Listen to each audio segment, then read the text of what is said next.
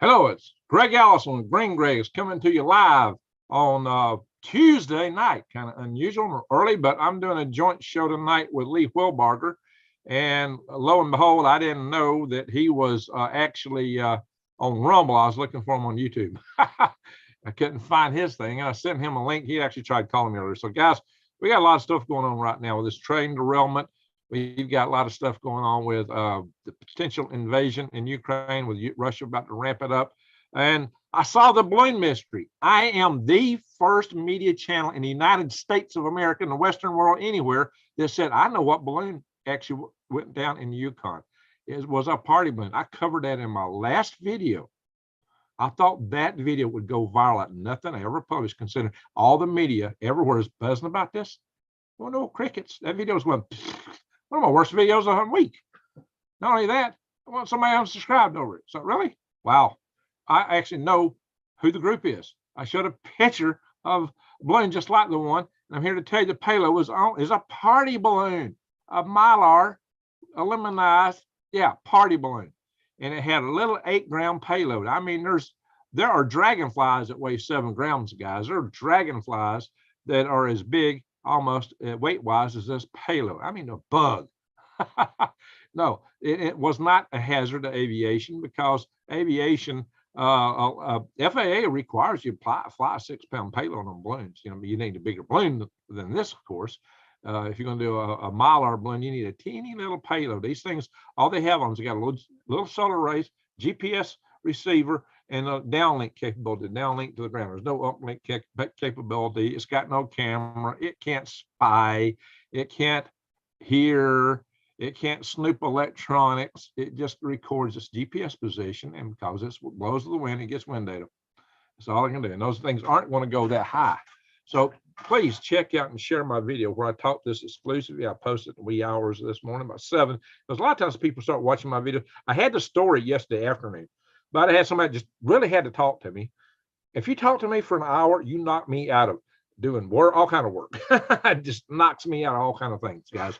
You know, I've got very little time. If I do one thing, something else that has to happen, don't happen. Because my life is, I got tons of things that really need to happen. I got a white paper I really got to get out because I got a meeting on it Thursday night.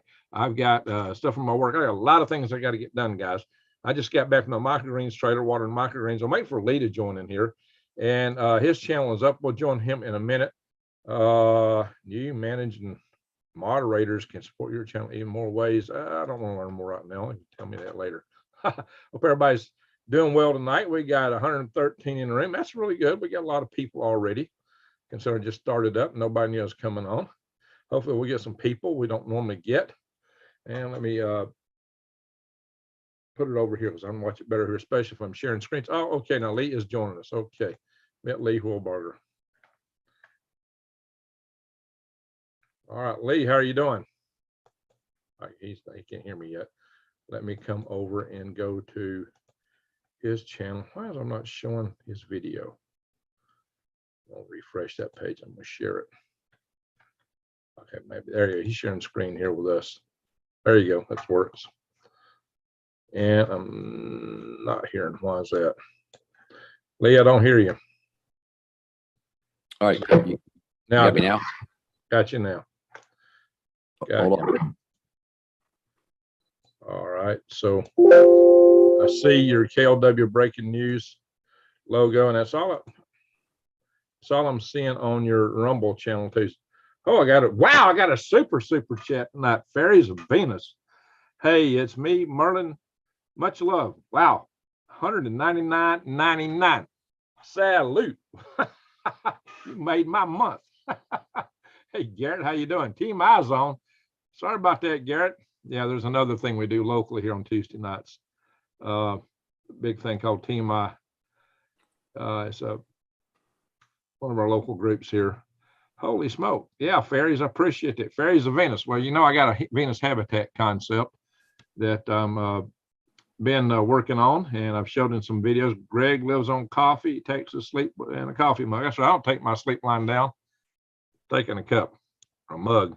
This is actually a 4-cup mug. This will hold 4 fluid cups. Wow, fairies, that is amazing. That's the best super chat I've had in a year. Wow. Hats off, man. Anyway, so Ferry, any question you got, you put it out there. So guys, yeah, sure enough, I did earlier today found this situation where. All right, can you hear me now, Greg? Now, you just heard you right then. Okay. You can't hear the audio that's playing from my desktop? No. I hear you. Right. Okay, I'm not sure why that is. It may be trying to prevent feedback.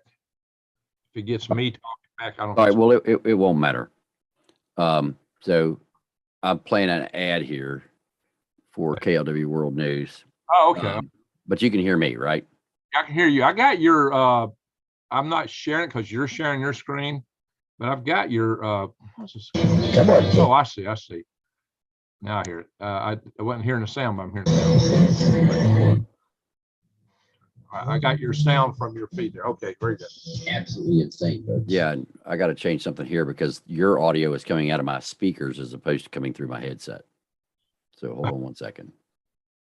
All right. So I'm going to mute the channel audio while you're going through your intro thing or commercial. Yeah, that's awesome. Yeah, I got the best super chat I've had in a year here. It's amazing. All right, Arnold, 74. Got 190 in my room right now. Chewy weather, my favorite lecture. Well, thank you. So, guys, here's the deal. There was a local, not a local, it's an American, local to where they're from. There's an American citizen science group. They're a group, an organization that put together this balloon of fluid. There are individuals. Right. So here we go. I got you now, Greg. So folks, folks, sorry for the delay there. We've got Green Greg's piped straight in to the KLW World News Network. And what we're going to let Green Greg's explain here is what he has discovered. So Greg, first off, folks, this is Green Greg's. This is Greg Allison. He owns a channel called Green Greg's and Swivelhead News. He is a world-renowned rocket expert, holds world records, is recognized globally as an expert on rockets, on electromagnetic pulses, and a variety of other things. So not only is he a rocket genius and a celebrity in his own right within the field, he's also a member of the KLW World News Network and has several channels on the KLW World News Network. So if you want real answers from real people who really know what the hell they're talking about, Green Greg's is one of those folks.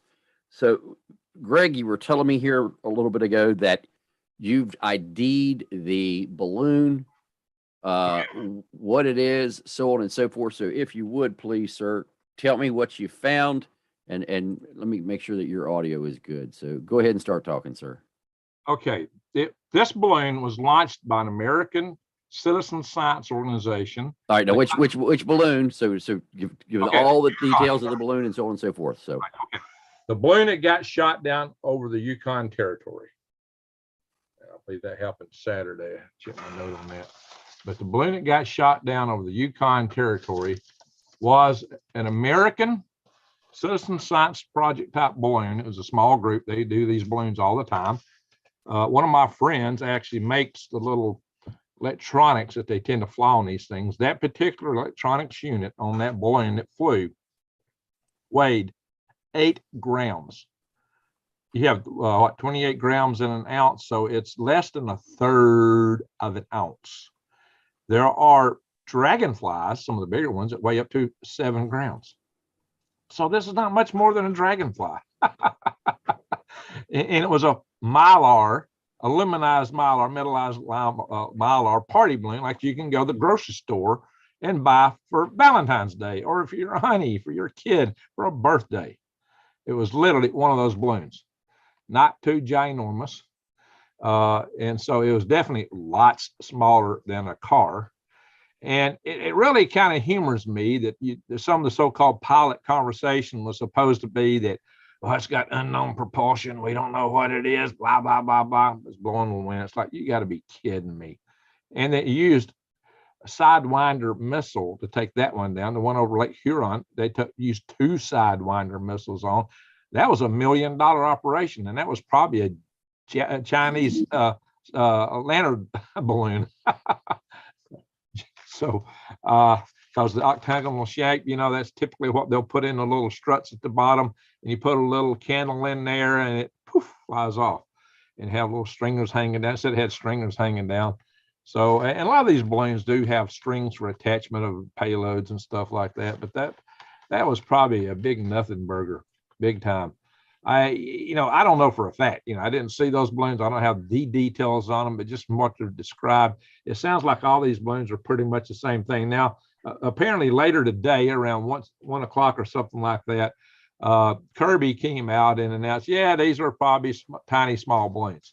It took them that long, but I actually had the video out at 7 o'clock this morning. I don't know of no other individual in any media, no media company, no YouTuber, nobody announced this until hours after I put it out there. And a lot of them are still going with other stories. They don't have the details. Oops, what did I do here? Pull up something. They don't have the details as yet.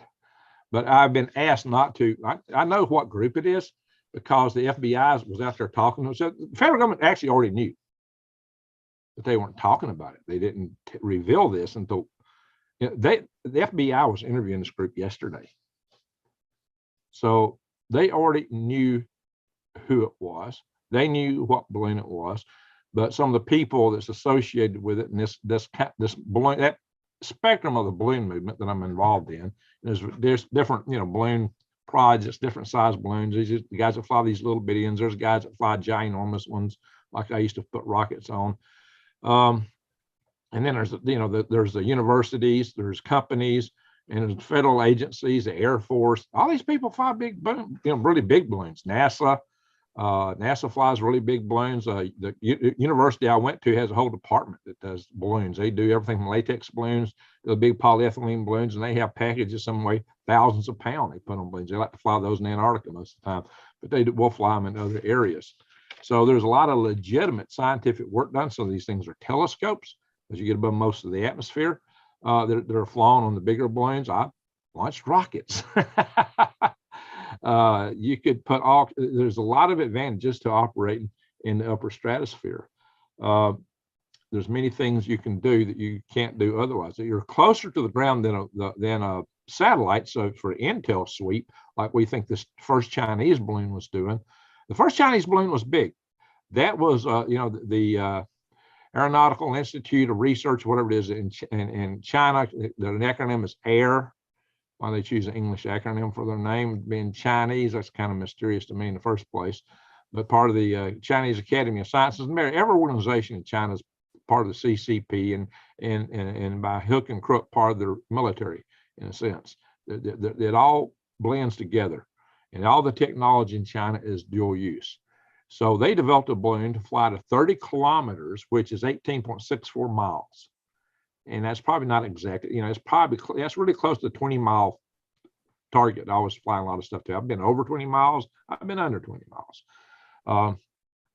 But their balloon was perfectly rated to carry over 2,000 pounds, 1.2 ton payload. It was a super pressure balloon. When you saw it come down in the ocean, it had lots of load tape. When you design these balloons to carry extra heavy load and to hold the pressure of the balloon itself, so it won't burst when it's over pressurized a little bit, you put in load tape, a lot of tape that enables it to carry more load than the polyethylene bag itself, because that thing is much thinner than a sandwich bag or your saran wrap. You can put your finger through it real easy. And so what happened was they put this thing up, and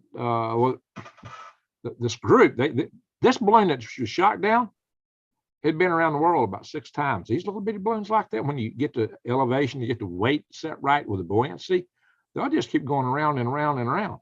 They're kind of like a miniature super pressure balloon. if you do it just right. You got to have the buoyancy. You know, what's buoyancy? Let me explain buoyancy.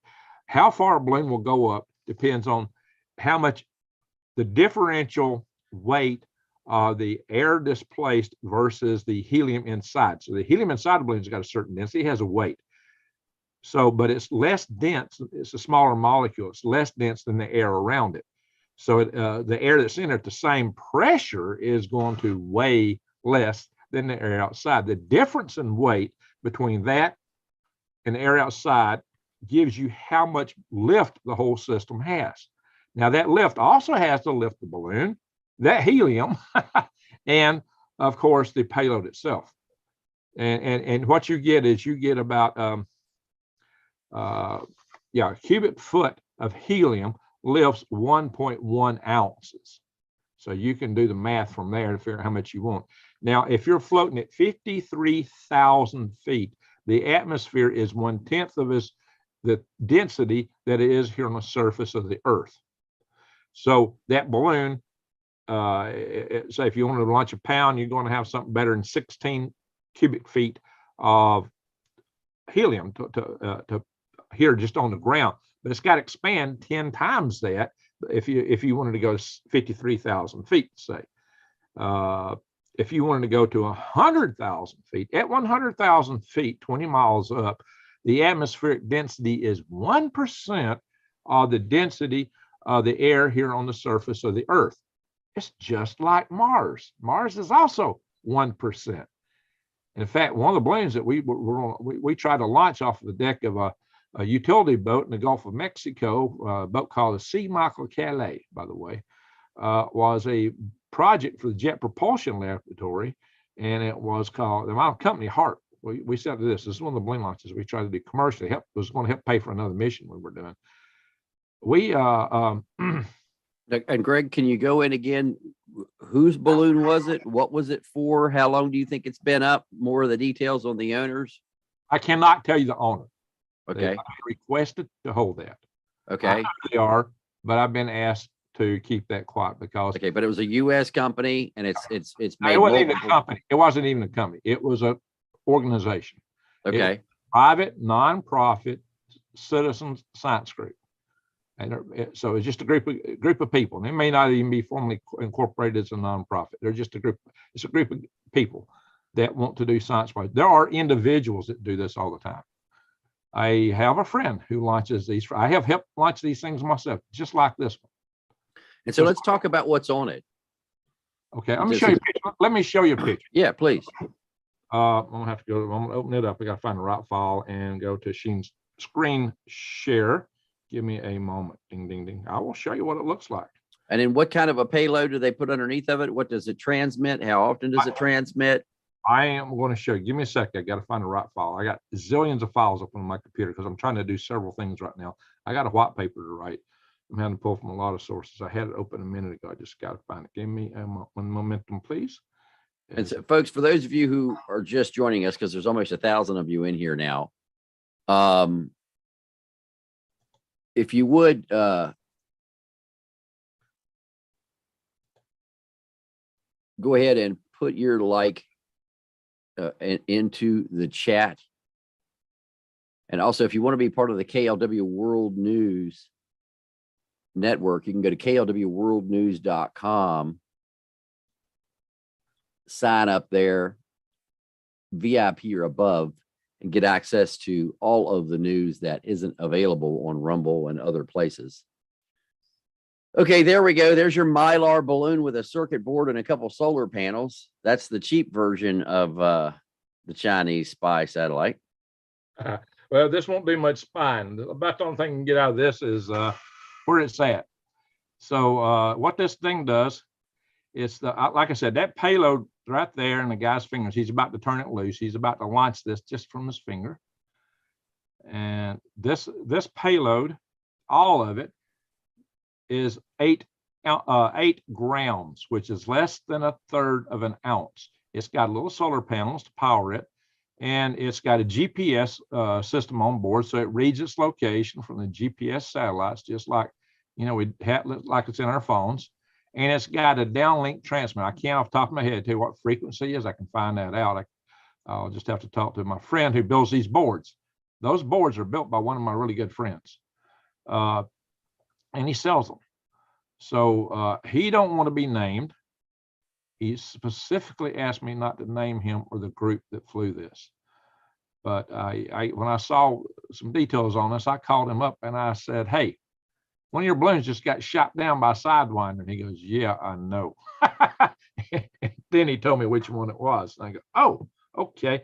They track these things on the internet as they make downlink signals, and it's picked up by various people across the country. And so I'm not going to go into the frequencies because they're kind of scared right now because the FBI is kind of out on this stuff. I don't think they got any real reason to be worried, but they're just a little bit gun shy right now for the moment. Now, probably will come out. I'll probably do a video with him and give all the details later.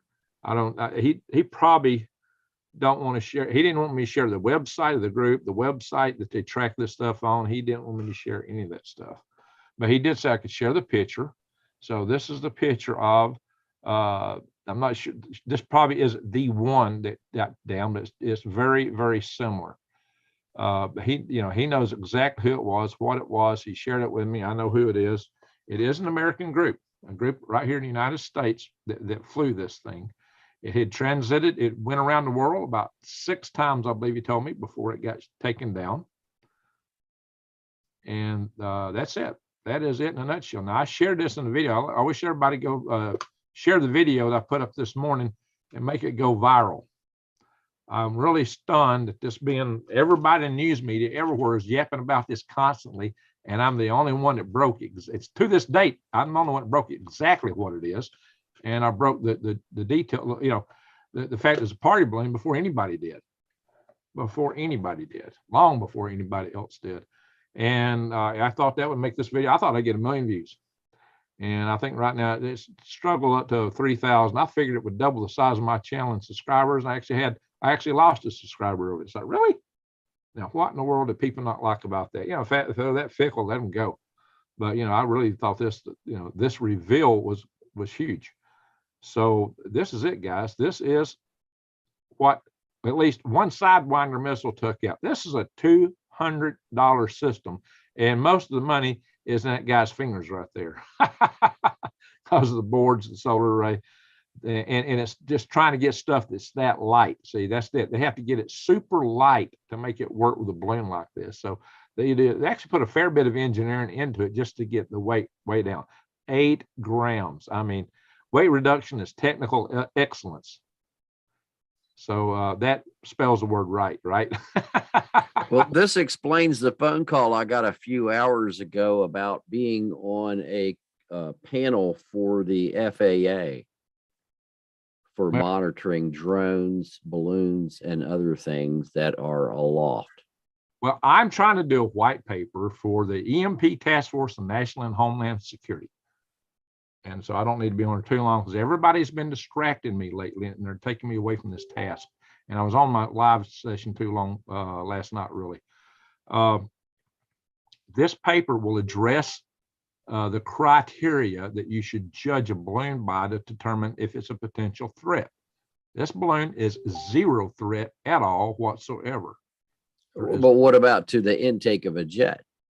Hey, you got bugs bigger than this. Okay. I'm telling you, it's 8 grams. Okay. You got, and the FAA allows for 6 pounds on a balloon.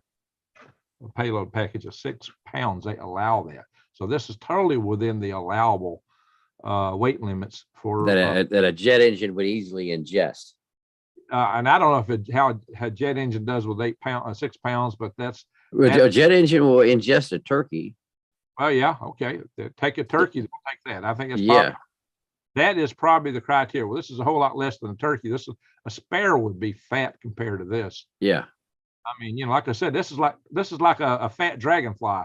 The top weight for the biggest dragonflies is 7 ounces. I looked it up because I thought, it's about like a dragonfly. And sure enough, the biggest dragonflies top out at, there's some different species, but the biggest ones top out at about 7 grams. And this is an 8 gram little payload package. So it's on the order of it's within the order of magnitude of a bug.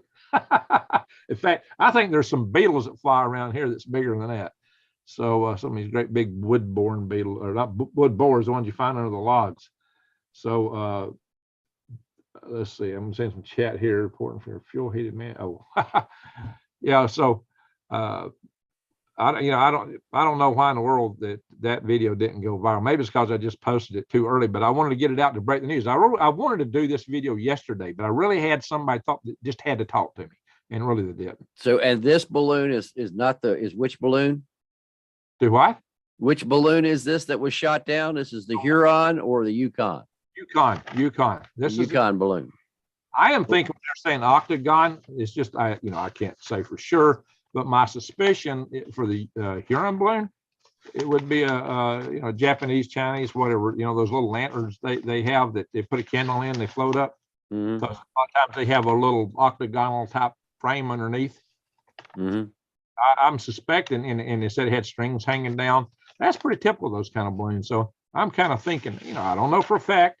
It's not. Don't say Greg said it was this, but I'm thinking there's a really good chance that it was just one of those little lantern balloons. So, but what I was trying to say is what I'm doing. One of the things I'm working on is picking size criteria for what is valid to shoot down. Yeah, indeed.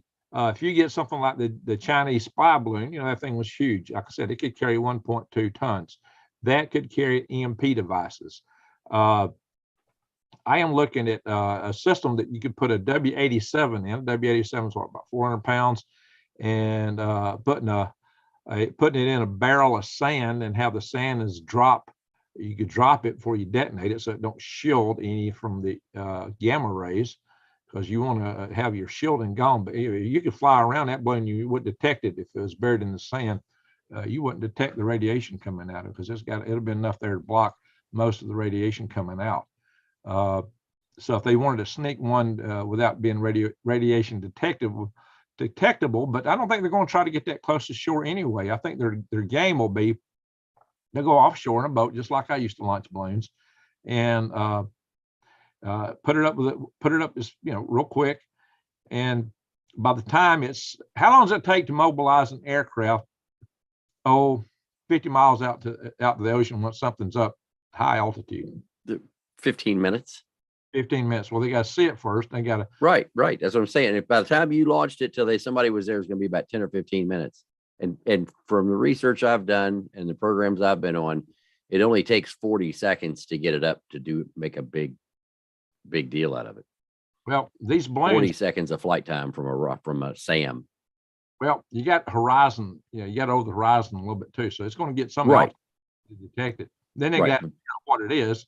And then you got to go, oh my God, well, we need to scramble somebody. Yeah, but look at 40 seconds of vertical flight from a surface to air missile. Okay, that's getting up there. So it doesn't take long for one of them to get up to high enough to be able to do some damage. I mean, we were always, when I was working with the EMP and in the Texas Task Force and some other task forces, we were always told that it only takes 40 seconds from right in international waters of a Vietnam era or Korean era Hawk missile, surface to air missile, 40 seconds of flight, or from the old Korean surface to air missiles, the ones that they used against the wild weasels over Korea. Yeah, 40 seconds of one of those missiles will get an EMP device high enough to take out a third of the United States. Oh, I'm thinking I'd something to shoot the balloon down right now. That's what I'm looking at. Oh, yeah. Well, these balloons would go up at they ascend about 700 feet a minute. They go up pretty fast. Yeah. I'm thinking by the time you could get an aircraft scrambled out to it, it'd probably be above range. And if not, they'll just move further out and get more curvature of the Earth effect. Yeah, the Earth's curved, guys. You're not going to see it when it first launches. I can get something in the air that you will not be close to seeing for some little time. In fact, I've dropped balloons at sea, and when they go to the horizon, you don't see it. It's a little bit later before it actually hits the water, because the Earth is curved. It's for those that don't understand, if you do any radar operations, you do any RF operations, if you do any true aerial stuff, the world's round. You do anything at sea, the world's round. Some people have problems with that. And you know what? That you get 34 miles of visibility over the ocean for every 300 feet you go up. Yeah. So if you're at 600 feet, well, then you've got 68 miles. Yep. And you get more and more to see as you go higher. And I got some calculations for that stuff. But anyway, so what I'm getting at here, Lee, is that there's a potential that I heard a YouTuber today on one of the other prepping channels who's like a zillion times bigger than me, and in a matter of 3 minutes, his video had more views than the one I've had up all day already. So really, and he's saying, well, now that we've taken care of these other little balloons, nobody can launch an EMP balloon against the United States. I'm going. And Greg, which channel is your video on? My channel, this video is on it's on all my YouTube channels and my Rumble channel. I put this on Green Greg's, Galactic Greg's, and Swivel Head. Okay, so it's fact, U.S. Air Force shoots down party balloon. Right. Okay, so what I'm going to do is I'm going to copy that. Put it in your, and I'm going to put that into the chat right now for everybody who has not seen the video. Go here, take a look at that video, share that out if you would. Yeah, please do. We need that to go viral. Pyramid 7 says Q birth. All right, Anton, Hollow Earth theory. Okay, yeah, it's funny if people can believe in both hollow Earth and flat Earth at the same time. So it's funny. Yeah, they're like mutually exclusive, right? Green country. Okay. But we think they're hollow between their ear canals. Yeah, most likely. So yeah, this is the balloon right here. This is the kind of balloon that was taken down with a Sidewinder missile. Of course, it had no propulsion system. It don't need one. It's a balloon. It flies by buoyancy, and the wind pushes it around. Wow. That's all you need. A bigger balloon, you can put ballast in it and drop the ballast to ascend to higher altitude and catch a different wind, or you can have a little air vent out some of what's in the balloon. The more sophisticated ones will have a bladder inside the balloon envelope and pump air in and out of it to control ballast. Now that's your more sophisticated ballast size. What's the purpose of these tiny balloons? Well, these tiny balloons they serve a purpose of tracking winds. That's as much science as you can get out of is knowing what the wind is at a given altitude, and that's worth something. But aside from that, it's more of an ego thing. People are flying these just to be able to know they flew something around the world, and they track it and they get a thrill out of watching it go around the world several times. They'll actually do it. They'll go around the world several times. So it's just a little fun project that people enjoy doing. The bigger balloons are, this is not a true meteorological balloon. It's too small, but larger balloons, a 6-pound payload is typical for a meteorological balloon. You don't need a lot of stuff to get most of what the data you need for wind sounding and things like that. Small balloons can do most of that. In fact, this could be a decent balloon to launch before a rocket if you want to know what the winds at altitude are. Here's something. But anyway, so yeah, sorry about that. That's my fire department radio. Oh, okay. So yeah, thank you, Pyramid 7. I'm getting some people sharing some stuff in here. Oh, we got Al Gore in my chat room, by the way. Al Gore says, as long as they don't shoot my private jet down. Oh yeah, hey Al Gore, this was actually this group doing this claim this was a global warming. I said warming. They claim it was a global warming experiment.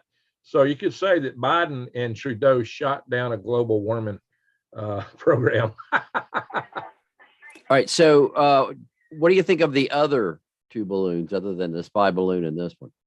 Okay. Thoughts on those, Huron and Northern? Well, I'm going to stop the share for a second. All right. So the Huron balloon was described as an octagon, octagon shape with streamers hanging down.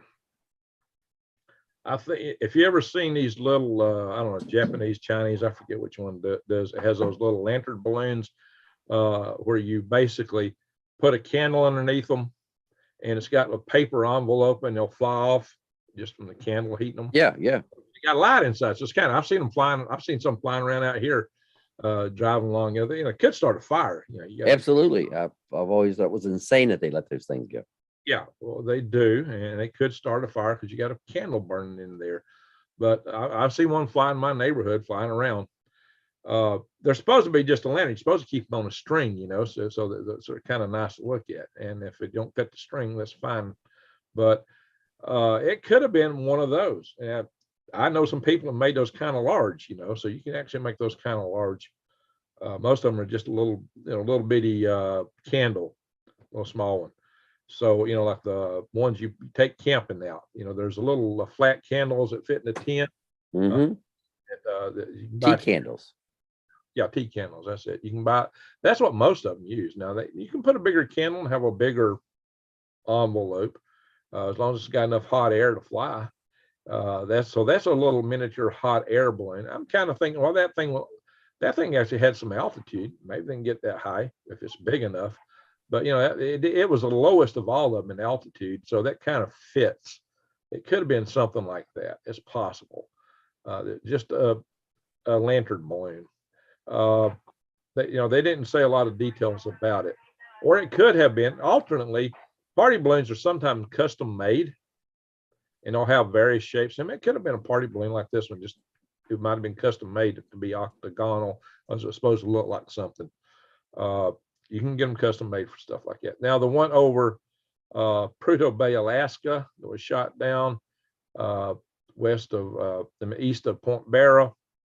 They say that was cylindrical.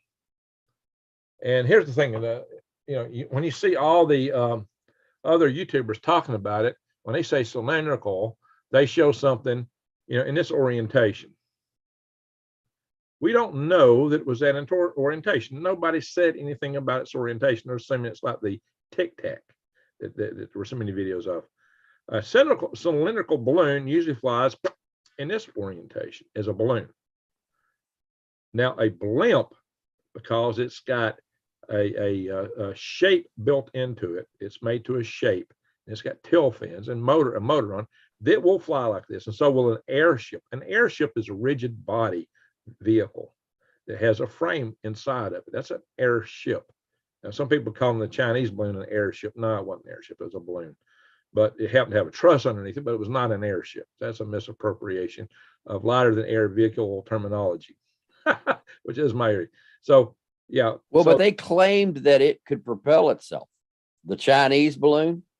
It could have somewhat, but if it did, it would have been very limited. I don't know. Right. Into the booms.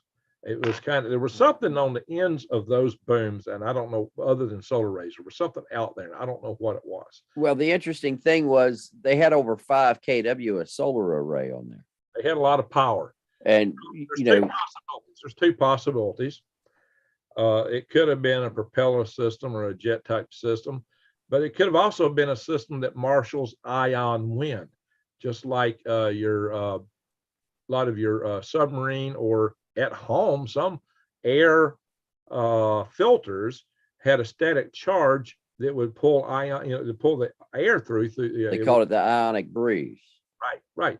Now, a lot of people built these things called lifters that employ this technology, and I've seen them many times myself. These lifters basically take a thin wire, and then you build a little balsa wood frame, just end struts, and you have a larger piece of foil, metallic foil underneath that, because the symmetry makes a big difference. And you put this one negative and that one positive, and you'll get so much airflow through there that it'll fly. It'll pop right up. Pink. You put it on a string. You got to have something tethered to it, because you got to put a power cord to it. But that thing will pop right up. And I've had people. I know people doing those for years. In fact, I was over a company that was going to try to make an application out of that. And the guy who was my so-called chief scientist, he kind of went overboard with it. He was making claims that we couldn't substantiate, and I just kind of had opportunity to sell out, and I did. I put it toward my cat's prize rocket instead, so a lot more practical. But now they're developing aircraft, little airplanes to fly on that mode. If you got enough onboard power, it takes a lot of power to run that, by the way, because you get a high, you're charging up to 40,000, maybe 70,000 volts to get that ion wind really cooking. And I've been, I've seen one of those things where you just feel the air blowing off of them. They'll blow a fair bit of air off. So they'll make quite a breeze, an ion breeze. It's called the T. Townsend Brown bifold, or T. Townsend Brown popularized. It's a bifold Brown effect, and some people think it's anti-gravity, and there's no evidence to support that because you can account for all the propulsion just by moving air. So I've had people claim that it created a bubble around it, kind of a time warp bubble. Right. Well, if you put enough tension. Hey, Sean, how you doing? Appreciate that. We found gold, Mr. Gandalf. There you go. If you put enough tension on the system, and free the vacuum space, if you put enough tension in it, you're going to cause property changes. A field is a gradient in energy. So it's if you put a real high pressure energy out in that field of space, it's going to create gradients, and you get interesting phenomenology out of that. Coulomb force is your strongest force outside of the atom. There are forces within the atom are strong. The most strong force we get access to in our world is Coulomb force. So that's the force of the charge. It's a unit of charge, guys, like an electron. That's what we're talking about. Let's see. I bet that worked out since.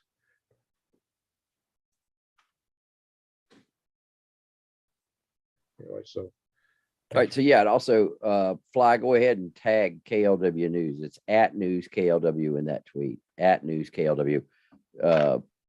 Fly Girl in our chat is posting the link to the pilot talking about the shoot down, and I was going to do that in the program, but we're at a good spot to interject that rather than later on in the show. Some of these pilots are claiming that they interfere with their aircraft. I tell you what, one of these little 8-gram party balloon things is not going to interfere with anything. It don't have the power. It's got a little bit of transmit power, but it's really weak. So let's see. Hello, thanks for the truth. Long time follower from Newfoundland, Canada. All right, Marcents. So Patrick Bellamy, where in Alaska did military shoot down the flying object days after intercepting? It was Prudhoe Bay, basically.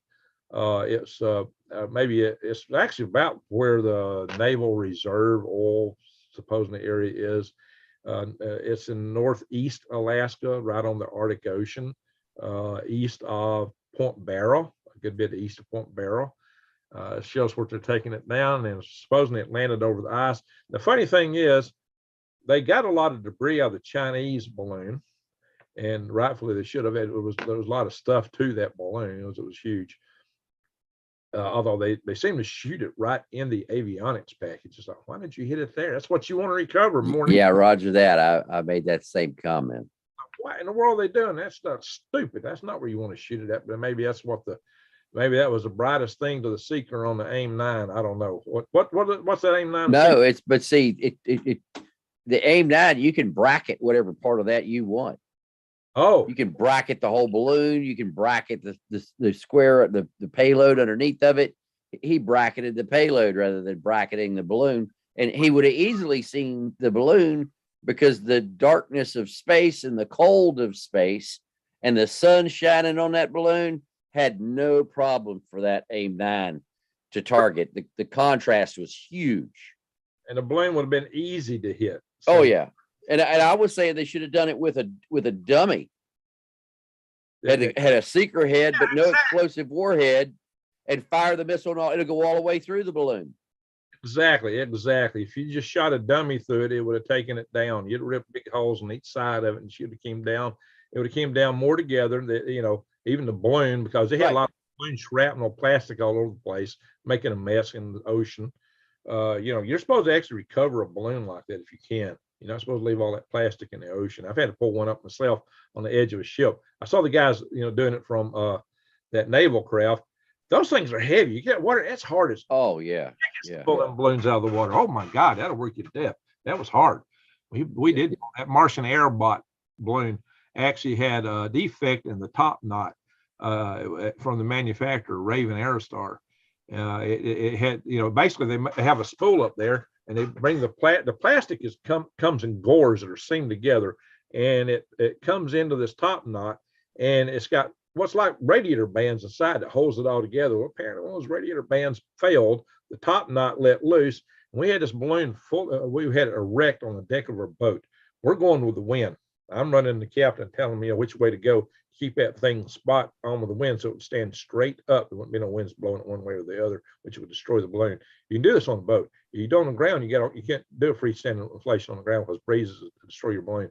But on the boat, you can do it. So actually launching a balloon from the boat's easier, but boats may cost more. But in any event, so we had this thing stinging right up in there, and I had a high school student actually on the boat with me, a guy named Chase from under. He was almost right under it when that thing fell. I had to get him out of the way real fast. And it fell just like a demolition tower. It went straight down. But part of the balloon then went over the edge of the boat. And we had to pull that thing out of the water. And now, like I said, that was horrendous. But we got to see what happened. There was avionics on it. And the avionics was just instant fried by the salt water. And it makes stuff a mess out of that stuff in a hurry. Why didn't they use the R9X Hellfire missile blades of that? I have no idea, Bluefin. That would have been good enough. You know, just any blade or any inert missile would have done the job. They could have thrown anything at it and would have taken it out. So I don't have any idea what or why that's what they did. But targeting the avionics, that's the thing you would want, you would think, unless they really don't want it, unless they're hiding something. But shooting the avionics package is either stupid or ignorant, or it's something else. Nefarious. So I don't know. I tend to err on the somewhat less than spectacularly intelligent side of that. I hate to say that, but I kind of think that might be what's going on there. You know, I saw an article where some naval pilots was shooting at Venus not long ago, trying to take Venus down. So it's like, wow. All right. Well, Greg, I greatly appreciate your input on this. I'm an hour into my broadcast and I've still got 2 hours worth of news to do. Okay. So, do you want to hang out for that? I was going to play the pilot's audio of the shoot down of this. Now, could you go over what's going on with troop placements right now? What I wanted to get that from you. I like for my people. You are really guys. We've had one of my mods shared your link. It was Green Country Agroforestry. He was Jason Avers. He shared the link to your channel, so everybody check that out. It's on my side. All right, thank you. So check out Lee's channels. He always has a lot of good instant news broadcast stuff. So I'm there with you, Greg. Thank you, Shauna. So Lee is a good source for material. I broke this story on all news everywhere, anywhere. The video I posted this morning was the story breaker on what this balloon was. So I can put a mod in Lee's put a mod. Can a mod put a link in live? Yeah. I think Lee put a link to my video earlier. Yes, I did. I posted Greg's video in the chat. Yeah, so everybody over there, check that out. All right. So for a minute, because I like to hear about this troops stuff, Lee, if you don't mind going over. Sure. So we've seen a lot of troop movement into Kaliningrad as well as into Belarus. And so if you look at all of the placements of troops, which are just these tents here and some tanks and some trucks,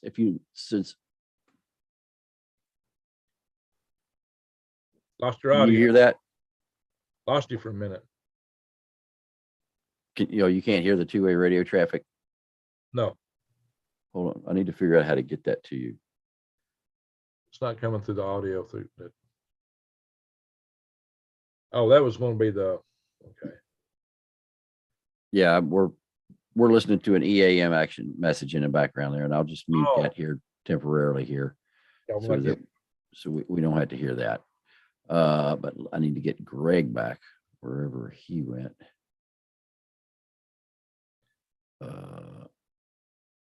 Lee, how's the EAM traffic right now? It's pretty interesting because it goes up and down, And we have got some additional frequencies that we're also now monitoring. We've had some record EAM broadcasts here lately.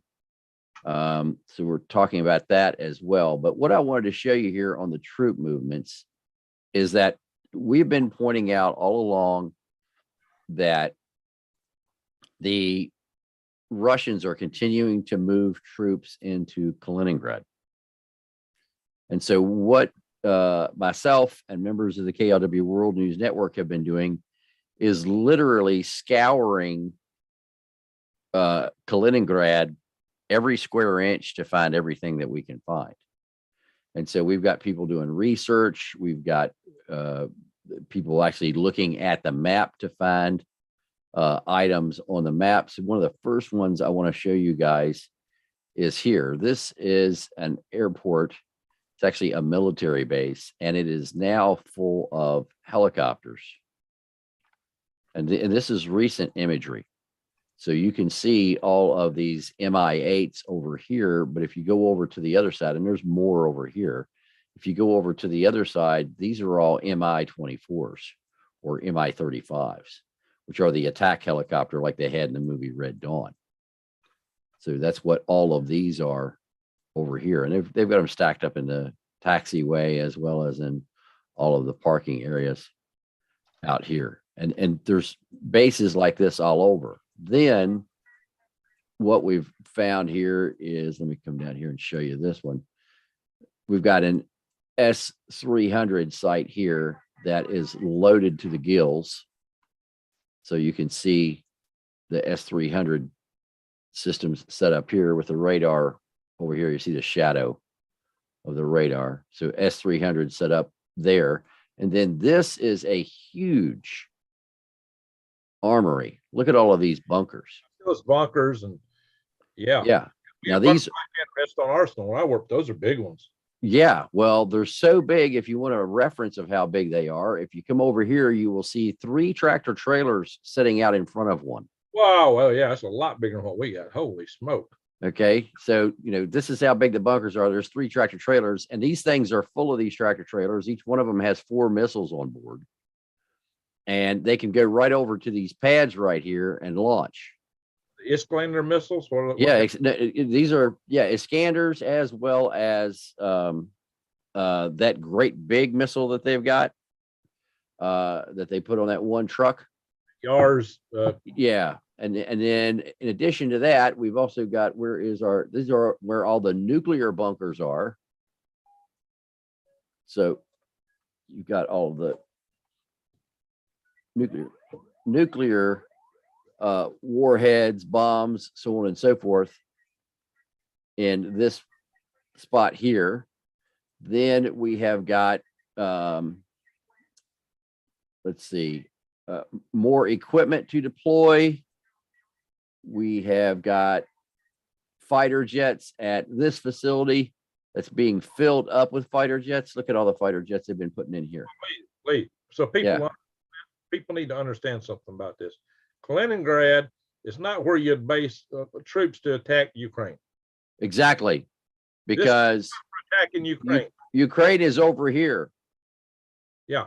So there are 2 countries, 3 countries technically.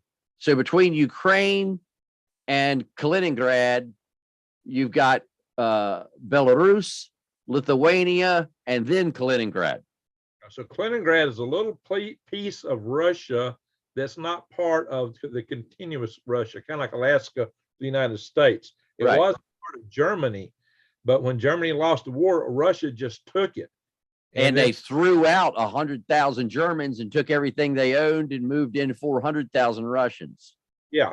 They literally stole the land from the Russians, Germans that lived there, and took it over. So it's kind of like it's called an unsinkable aircraft carrier for Russia, but it also allows direct. It's also a landing craft because it's right on, up against all these other countries. Yeah, this is all military, guys. All these now, those great big missile launchers I was telling you about that has the giant ICBM missile launcher. Oh, yeah. And they have to have special roads because they're so big. They got to have a wide turn. There they are. There's some big. Well, guess what? That's what this place is.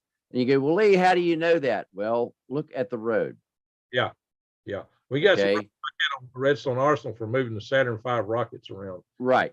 And so you can look at the roads here, and you can see how they bend, or they can go straight, and you can follow the roads, and you can tell what roads are made for these trucks. Look at the bend right here. Okay. And then when they come out of the backside here, they even widen the road out so they can make this turn. Okay. And then if you follow this road for 40 miles, there are no sharp turns. You even got it, you've even got, if you can't take them across the bridge, they got another bridge over here. Wow. They put another one in beside it.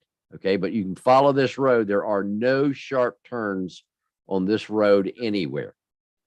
When Putin talks about launching on London and saying he can hit London in just, few seconds, makes less than 6 minutes, whatever it was he said. Yeah. This is where he's talking about launching from. How about launching from there? I think it was just I think he said 60 seconds. Yeah, it don't take long. 6 minutes gets you almost to orbit. So this, it's a short hop from there to London. Yeah. And so for some reason, they've been talking about London a lot for whatever that is or is not worth. But that's the chatter coming out of the Russians as they're talking about London a lot. But they're definitely amassing a lot of stuff there. This is what they would do to attack NATO, or if they thought they had to defend themselves from NATO. But why would they really be so interested in defending that whole property there is made for attacking from. It's made to be an attack base. Yes. And, if you look at just this air base here, they've got S-300s on the south end. This is an S-300 site down here. Okay. Radar right here. 2 erectors up. That's 8 missiles ready to launch right there. I saw one in the other when you was to the left too. Yeah. This thing standing up. And you got one that looks like standing up right there too. Right well, there. No, this is the radar. It's the radar? Okay. Yeah, that's the radar. And these are the missile tubes. So there's 4 erected right there, or 8 missiles up on 2 trucks. Yeah, but that's just at this end of the runway, because the airport is also full of fighters. But if you go to the other end, guess what? There's another S-300 with the radar up and all of the missile launchers. Wow. Okay. It is absolutely insane. And all this is fresh imagery. Wow. And then when we talked about going in and taking, because they've acquired or accrued enough troops in this area to be able to drive across, because there's only, in this gap right here, the Sawalski Gap, there's only 2 major highways going in there. Let me hit this on everything so we can see all the roads. See, that gap is what the Russians wanted, where they want to put their forces to keep NATO from invading them. Correct. And so this take all that. Excuse me? So that's their objective, is to take that. Yes. And the way they can do that is, and I was talking about this the other night on the show. So they've got all kinds of troops already sitting right down here.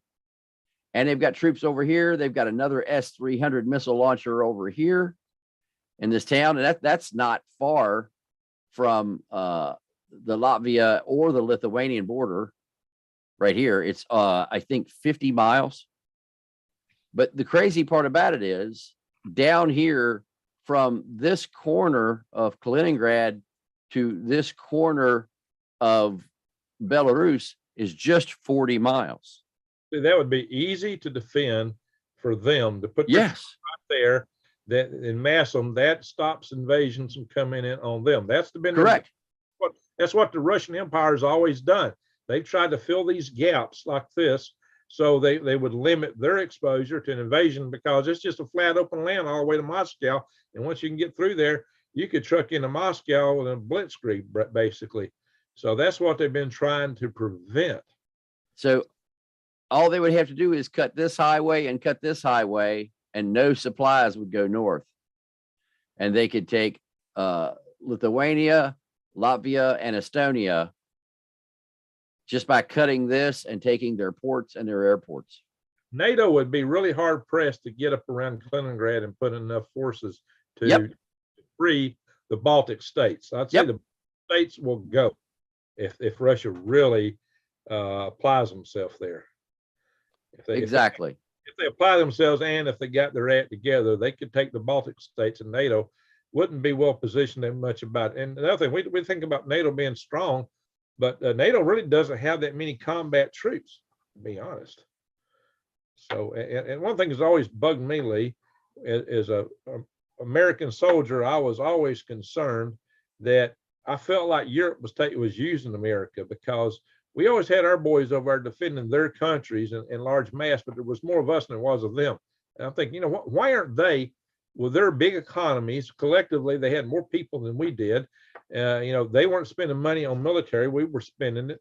And the money they saved, they were putting in their industry to compete against our jobs. I always felt that was we got the short end of the stick on that, and they should have been covering their own business with that, But, I don't know how long we're going to continue to defend Europe. Those boys need to wake up, boys and girls, and take care of their business for themselves.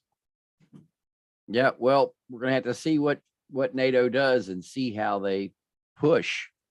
I don't think we got enough over there, and I think that's partly the Europeans' fault. They need to, if they want to defend themselves, they should take care of things. Yeah, well, NATO teeth is USA. You're right, Shauna, but why? Why we got to be their teeth? I mean, I understand why we did it in the past. It was part of our grand strategy against Russia, and we were telling the world we'd take care of them if they would trade with us. And it was the type of globalization that was set up as part of the Bretton Woods and all that stuff, where we protected sea lanes. We kept sea lanes free around the world. We became the world's policeman as part of that drug deal we made with Western nations. But we did so at great expense out of our pocket, and we don't really get anything out of it these days. So, they need to pony up on their ends and take care of stuff, I would say. So Tiffany says, would you please ask Lee to show a bit where he zooms in on the equipment and missiles and others can't recognize fast enough? Oh, she'd like for you to go back, this lady, Tiffany Harris, to look at those missiles and some of that equipment and just kind of slowly pan through it. okay. So we'll go here. And this is a good site to go to here. Okay, so over here, this is the radar, which is a huge radar. And yeah, I can see that now. You did. Yeah, I see, because you passed it fast. I couldn't really get a good. Yeah, so this is a huge radar. You can see the shadow of it. Yeah. Okay. Yeah. And then you got support trucks over here. These are the missile trucks. So there's 4 tubes on this truck, 4 tubes on this truck. These are erect and these are laying down. And shadow so says it all. You can see the shape of it really better from the shadow. Look at that. yes, yeah, exactly. And Shadow. so when this is 8 missiles ready to fire, and these can be erected in 30 seconds to a minute.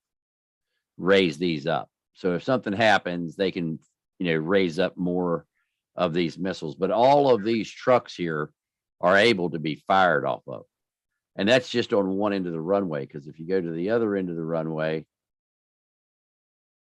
you've got another radar set up, and then you've got more trucks up here that are ready. Yeah. So if that one down there picks up anything, this one here can. Yeah. And another thing, they got berms around everything there. The berm, Yes. in case something blows up, it don't take out the equipment on the other side. Right. And they've got There. aircraft on the runways. They've got bunkers here with fighter jets inside of them. Fighter bunkers, because those go straight to the runways. Look at Right. that. There's one out of his bunker. Here's another one out of the bunker. Another one out of the bunker. So all of these are bunkers sitting around all over the place here. Lee, one could speculate they're getting ready to do something over there. Yeah, that's what we've been saying for 6 months. Yeah, exactly. But that is not an attack on Ukraine from No, sir, it is not. And then we found their command and control facility over here. Where was that? Yeah, so one of Right here. my mods said that the U.S. may have a large army, but it's spread thin around the world. There's no match for even one determined adversary in its current state. Yeah, we are spread thin. We're all over the world.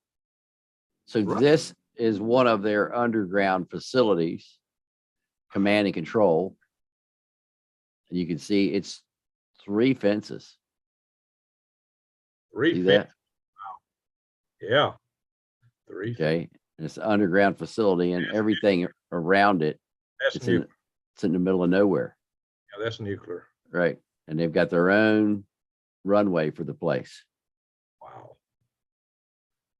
So Interesting. because there's no aircraft sitting here.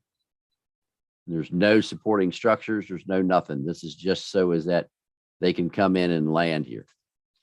That is just to support that one facility with 3 fences. Correct. Holy smoke. So, and it's just they've been continuing to build more and more and more of these facilities. That's the nuclear weapon. This is another weapons facility.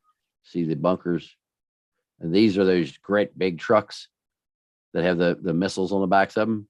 Because all they're going to do is pull right out, pull off to the side of the road and fire. That's all these guys are going to do. They'll fire from right in front of their bunker. Yep, wherever they want. Yeah, they'll pull straight out there and fire. Yeah, yeah. Just to hold that down, move a little bit so you won't know exactly where they're at and make it Right. harder when they set up the launch. But this is a huge complex here. Oh yeah. So I wish they would do this in 3D for us. Come on, CIA. Yeah, why do they hide their stuff? They can see Right. 3D. Yeah. So it's just a massive amount of stuff that's been moved in. Now we've had Yeah, down in Belarus, near the Polish border, a field. this. Do it. Yes, this is very scary here. This is where we've seen lots and lots of surveillance aircraft flying right here. There's thousands of troops here, and they are just 2 miles from the Polish border. Thousands of Russians and Belarusians are right here. And so we're continuously seeing 135s, Red Eye, Brio, which are the CL-650s, all kinds of surveillance aircraft flying right here, taking a look at this. So they're monitoring those guys closely. Yes. They're just suspecting those guys to roll across the river. Right. And the crazy part about it is they're making flights all the way up into Estonia and back now. Who is? So the US as well as the Swedes and NATO. And it's insane to see where they're going up here. The Russians. Because this never happened before. They were never flying Latvia and Estonia. Well, the Russians just flew a Bear bomber into Alaskan airspace from what I heard. Well, actually, it just went into our air defense zone. It didn't breach. Okay, ADIZ. Same place they normally fly. All right, yeah. Yep. So So that's why we have Austin Air Force Base. yes. That's what Austin Air Force Base is for. So anyway, lots of troops have been moved into Belarus. Belarus has called up their soldiers. So many things are going on there. We got a guy in our chat who's in Sweden right now, I believe. Perry McClure. How you doing, Perry? Perry, what are you seeing on your end up there? And Anton says, Lee, I hope we get some rest soon. I'm worried about you. Uh-oh. So Yeah, I'll sleep one of these days. yeah, I've slept 3 hours each of the past 2 nights. That's all I got. Too much to do. So Lee, we're in a severe pickle here with all this being mobilized. What do you think NATO needs to do? And is NATO, how well is NATO able to counter this numerically at least? Well, I think if Putin wants to kick something off, the technological advantage that NATO has over the Russian military is significant. I mean, I tell everybody it's like somebody fighting with Korean age equipment against Buck Rogers.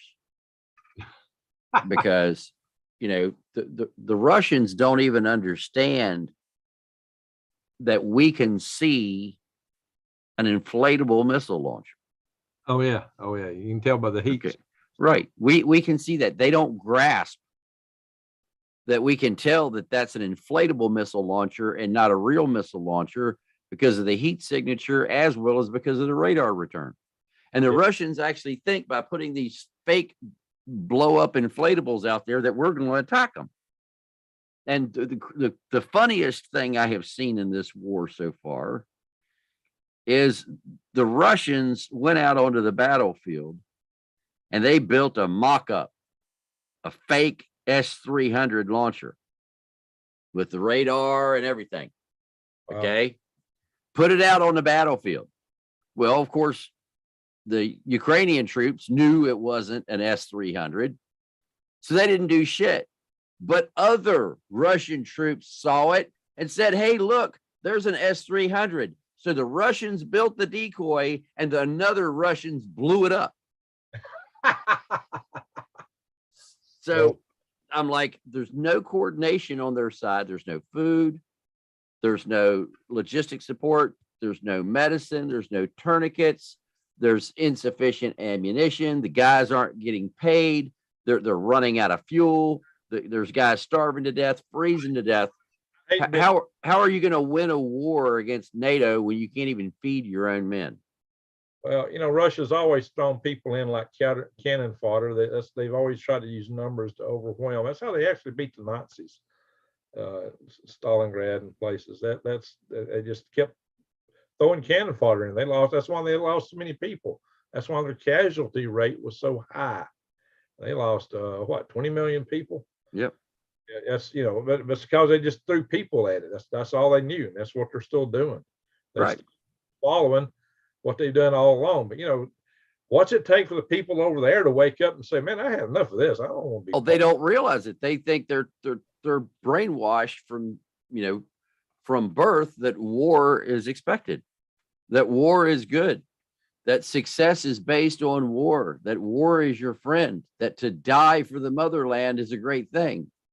It's like the quote that somebody put up for Putin the other day that said, in this conflict, millions of you may die, but that's a loss I'm willing to live with. Millions of you may die, but it's a loss I'm willing to. Right. That's funny. That's sad. That's sad. It's really sad. Well, yeah. So Lee, it's looking like this is going to happen. And it looks like it's going. You know, I expect to get ugly. The question is, how ugly can it get? What's going to happen? Yeah, it looks to me like it's going to happen too. You know, it really does. The thing is, you can't. You know, there may be all kind of plans, but you know, no plan survives first contact with enemies. They'll say. Yep. So we don't know how this is going to play out. We don't know who's going to pull what trigger or what's going to go down. Well, if it were me and I had all of my troops amassed like I'm seeing here right now, at midnight, I would launch my troops up across here. This is the exact road.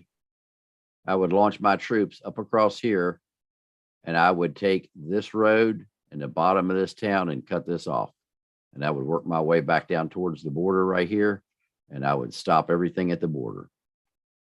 This would be my stop. Again, that's 20 miles. Yep. That would okay. Give them the. You come right over here. This is the border crossing. And with that border crossing, there's another one down here that you can come across that's not even guarded. Okay. You can come right along the line right here, come right across, and come right over to here, come up and get on this road, follow this road over. And when you can go that way or this way and come right in here, and you can cut it off right here too. Yeah. Right there's a gas station, and you can come right here, and there's the border. So what, you know, that's all they got to cut off. And then no trucks, no ammunition, no nothing is going to go in. And then if they had submarines and other vessels off the coast out here, they could attack the runways by putting missiles into the middles of the runways. They could take these fighter jets that they've got down here. They could take the helicopters they've got down here, and they could attack the military bases, the runways, and the ports. And so if you attack the military bases, the runways, and the ports, there's no way to bring anything in. Yes, I could see them doing an attack based on limited logistics flowing to Ukraine and claim it's, you know, in support of that war, but they're attacking outside of Ukraine to do it. They're attacking in NATO. But Yes. what they might do is say, hey, we're just doing this. If you don't do anything, we won't do nothing. But we got all these missiles here. If you try to stop us, you know, it'd be blackmail. We're going to launch It's well, that's all they know is blackmail. blackmail. That's what, yeah, that's all they've been doing is blackmail. This time, you know, you got to wonder if it's a bluff or if it's real. I mean, would they really make the launches they're claiming they're going to do? I mean, that's why they're talking about hitting London right now. There actually been a lot of discussion and talk about taking London now. You know, and that's just part of the propaganda for to build up their blackmail case. So I see this blackmail coming. And the question is, would they really follow through with it? Well, but why would you, if you're fighting a war in Ukraine,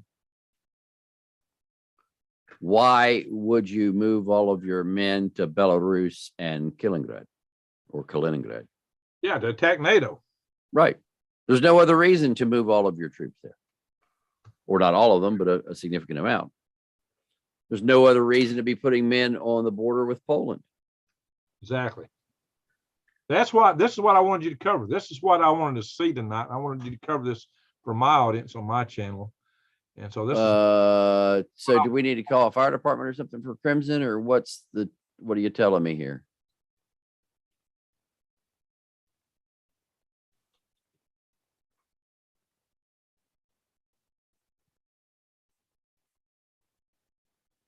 It's going to take a minute for everybody out there to get that.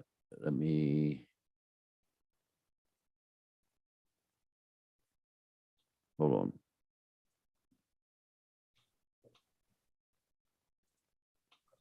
Yeah, Bill the Kid, I've said quite a time that time is not on Ukraine's side. If it turns into a war of attrition, that's going to hurt Ukraine. Russia can afford to lose more people, but only to a point. Yeah, Russia's birth rate's going down, Anton. This is Russia's last hurrah. This is their last chance to grab this land and seal their border. That's why they're doing it now, because they know their demographics is going south in a hurry. This is their last hurrah, their last chance to take this, and that's why Putin's doing it. You know, all this stuff they said, all that stuff they put out there, all that propaganda, this reason, that reason. No, it was about taking these passes and cutting them off so they couldn't be invaded, because that's exactly what Russia has always done. They've done this from the inception of their empire days. That was always their strategic ambition. Hey, Greg, I got a member that's got a fire. So you keep going, and I'm going to put you on the channel here. I'm going to mute my microphone. I got to deal with trying to help this member with this fire. So stand by. Yeah, very good, very good. So Lee's a firefighter, guys. If you didn't know, Lee is a firefighter.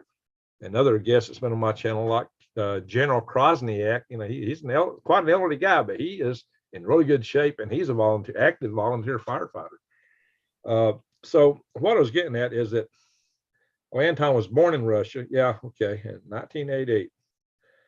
Yes, wow, Anton, this must be some crazy stuff for you. So what's happened here is that Russia has amassed lots of troops, weapon systems, missiles, strategic missiles, theater battlefield missiles. They got all that stuff in Kaliningrad in droves, and they keep putting more and more stuff out there. Many members might be switching to Patreon because of the turbulent.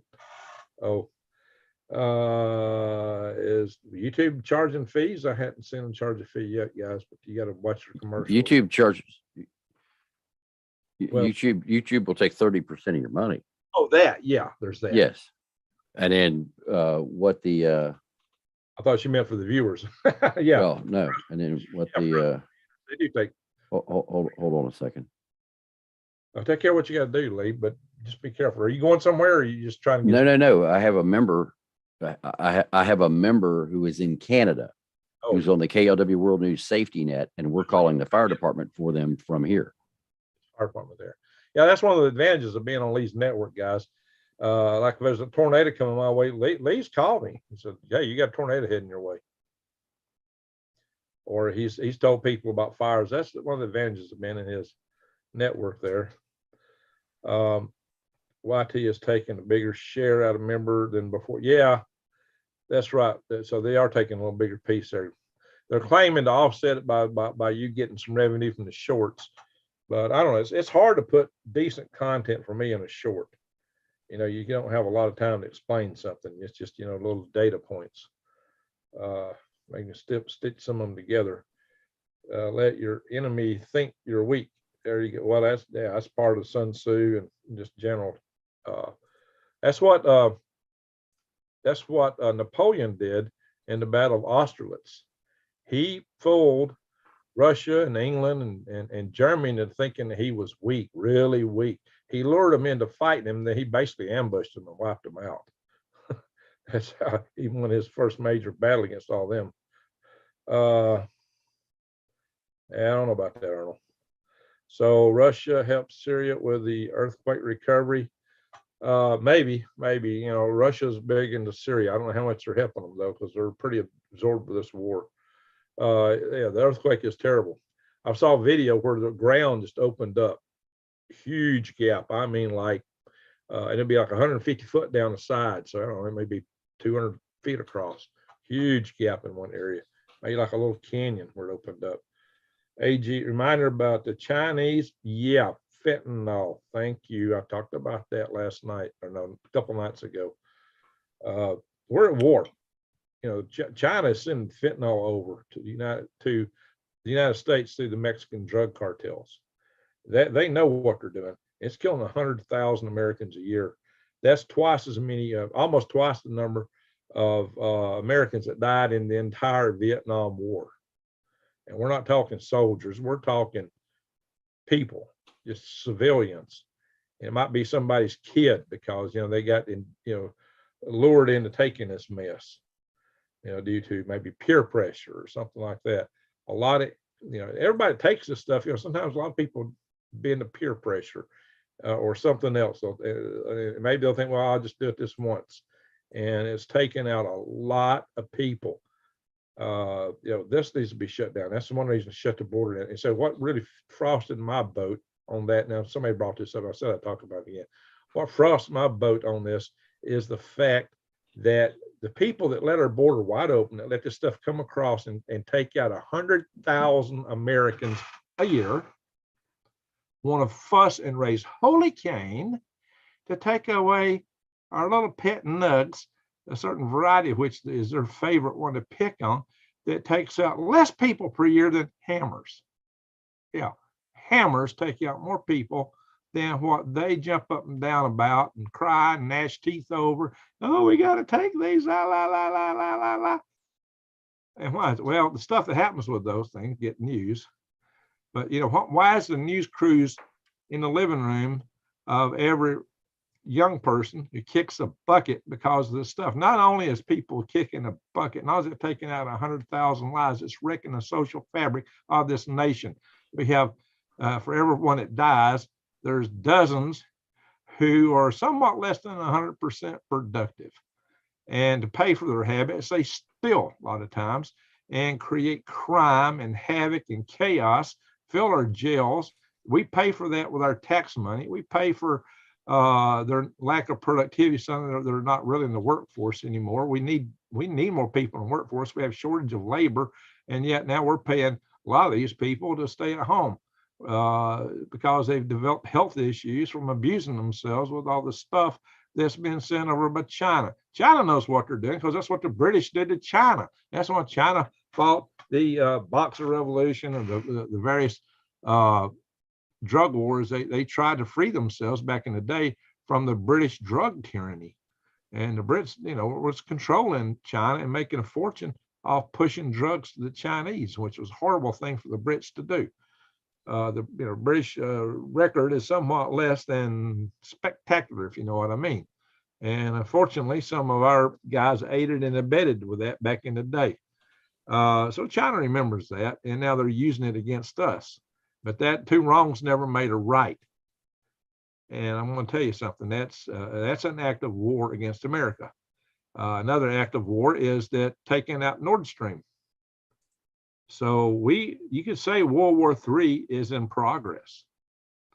And it's right now, it's happening in a different dimension. This is a hybrid war, hybrid warfare. So, people need to wake up. We got a lot of young people who believe that the CCP is wonderful. They believe that communism is the answer to all things. But communist society cannot live in a free society. That's why they have to limit freedom of speech, because once people can start talking about things, debate and stuff, they realize what's really wrong with all this, especially when they're immersed in and having to live under it. If that weren't so, you wouldn't have people trying to escape from communist countries to go to free countries. It would be the other way around. So all these people think we should be able to communists should just pack up and move to communist countries, go to North Korea for a tour and see how you like it. Yeah, or Venezuela or China, and see how that well works for you. I expect Russia to take out the pipe. I expect Russia to take out the pipeline from Norway to Poland. Jason, but why would they hit their own pipeline? Seymour Hersh published a very detailed account of what happened to the Nord Stream, very detailed, and that is going to have repercussions. I mean, Russia's going to try to hit back in some fashion. Maybe it may be through hacking or whatever they might do. We may have to drop that. If you're going to show Fox News or something like that, I'm going to have to drop out, because that's probably No, I'm not going to show Fox News. I am going to show PBS, but you can show PBS all you want, because that's paid for with taxpayer money, and that's not copyrightable. So, but what I wanted to get into, because I've got it, like I said, an hours of news, and we've already been on here an hour and 41 minutes. So I've got a news hour I've got to get to. So you're welcome to hang around for that if you would like, but I'm going to show some videos that you probably won't be able to show on YouTube. Okay, so we probably should Yep. turn a link here, and I can talk to my guys a few seconds. Yep. My John Long says Venezuela's not communist. Well, what is Venezuela, John? Explain it. That's what I'm hearing. But anyway, so Lee, I appreciate you showing us around to show us where the troops are and what we're facing, because when do you think that you got an estimate for what time frame we're looking at? It's days to weeks, not months. Days to weeks. Yeah. I'm surprised that they haven't moved already. They're in the mud season. They're getting ready to go into the mud season every day. And I made this exact same point last year. They messed up. They waited too long. Right. That if you have not started your invasion by January the 20th, every day you wait, you're making it more difficult for your troops, because they are only allowed to operate on roads. Because the fields are so muddy, the tanks will sink all the way to their turrets. The mud in Ukraine is ungodly. And so it's like black gumbo and just sucks you down. Yeah, it's rough. It's rough. So they're on the verge of committing all the same mistakes they made the first time around. Yep. Oh well. And Dog is saying that Putin gives his speech on the 21st. Now, speaking of the 21st, and the speeches, Putin has not translated a single speech he has given since I think December the 14th. Hey Lee, can you keep talking for me in a minute? Sure. I gotta step away for a minute. Sure. So and I'll show this video here real quick for you guys. And this is one of them that people think that the war in Ukraine, we should just let the people in Ukraine negotiate. This young man doesn't think so, and I don't either.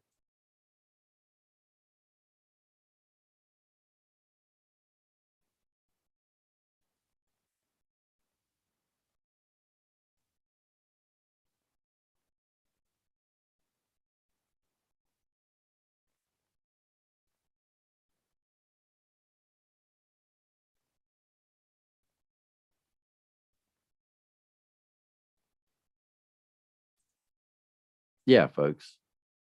These people that think that we shouldn't be in Ukraine, they should go to Ukraine.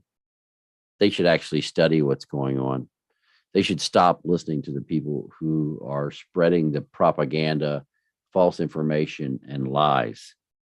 The fact of the matter is, Ukraine was invaded by Russia. Russia started this war, and Russia could end this war anytime they want. They choose not to.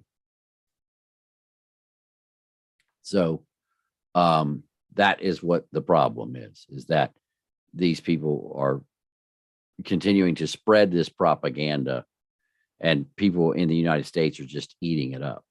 And the truth of the matter is, the Russians are the aggressor. And I can show you, because I have a map here. These are all of the countries that Russia has invaded just in the last 100 years. That's the European countries. Yeah, the European countries, right.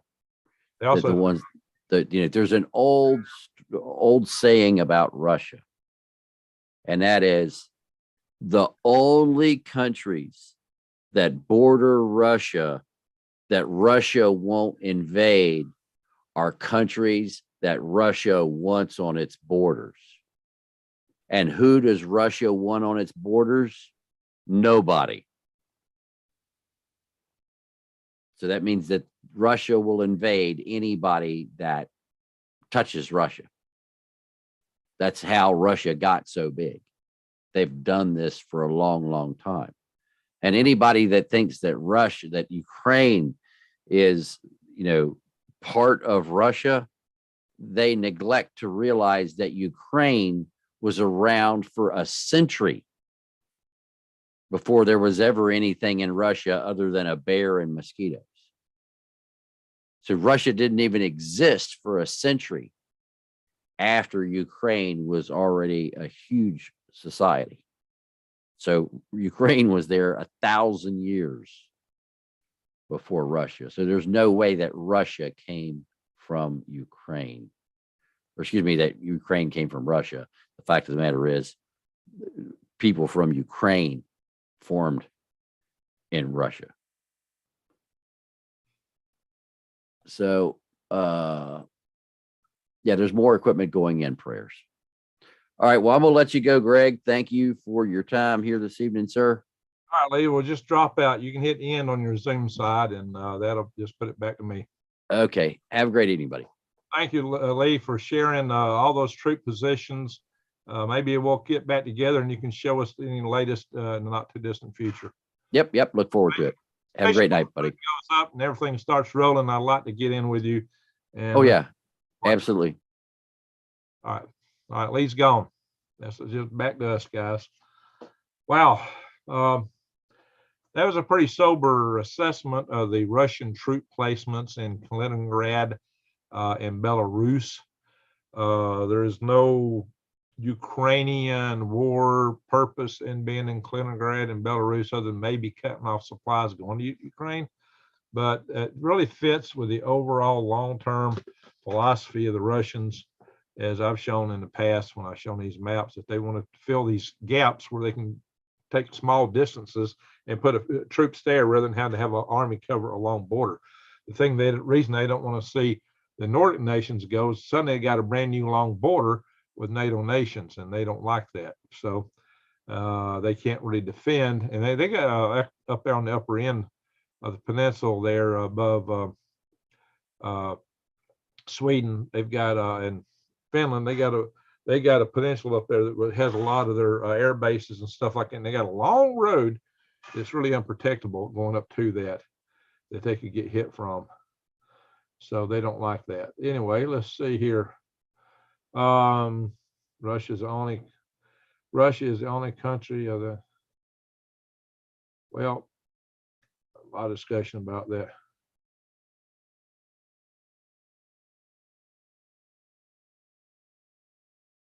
Let's see here. All right. I don't have any problem with opinions, cowboy. You missed my thing the other day. Let's go light on editing people. What we want to do is take out cuss words and things like that. I am a freedom of speech guy. All right, so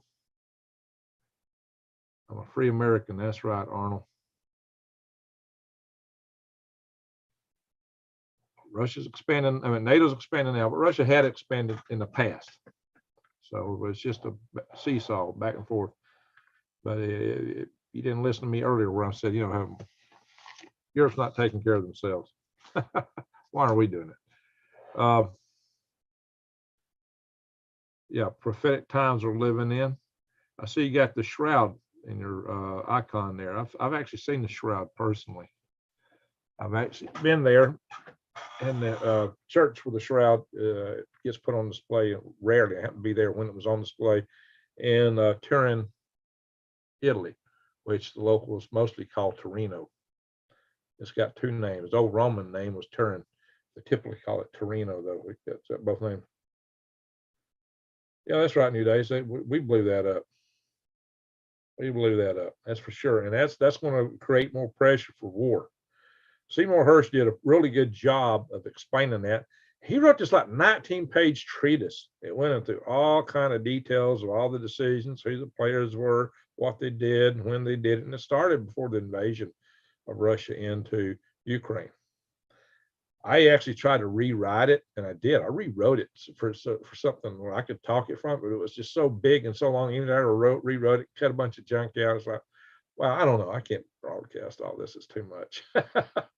I might still take a cut at it, but Tico, which country had? Yeah, we got a lot of bases, no doubt. We got a lot of bases. Guys, the purpose of my channel here is not to take sides. I'm here to tell you that if you're not prepping, you're not paying attention to what's going on. So don't get caught up in the nuts and bolts, in my opinion. All right. Well, now we got a lot of these mods in here, but we're trying to be freedom of speech over here. So what I've got a poem I read earlier about poking the bear. So if y'all listen to it, it's the everlasting goodbye. So the thing is, guys, we're facing a serious major war in Europe that could escalate. Now, we're talking Russia attacking NATO in certain areas, and then trying to hold NATO, trying to blackmail NATO with all these missiles. So if you do anything, we're going to fire these missiles. What's going to happen? What's going to happen? Through Hersh, the war only serves the rich 0.01%. Yeah, that's right. It's not 1%. It's 0.01%. You got that right. I'm praying peace. We have corrupt systems to fix. Yes, we got a lot of work to do right here in our own house. No doubt about that. Saw it too in Germany in 67 and 68. Oh, you were there back then. Wow. John Lennon had it right. We're all saying is give peace a chance. Yeah, unfortunately, we've been heading down the other road real hard, and our fearless leaders haven't been doing much to assuage that. In fact, it sounds like they believe that they heard the song wrong. They thought it said give war a chance. From blowing the pipeline to some of the things said about Taiwan by Mr. Sleepy Joe.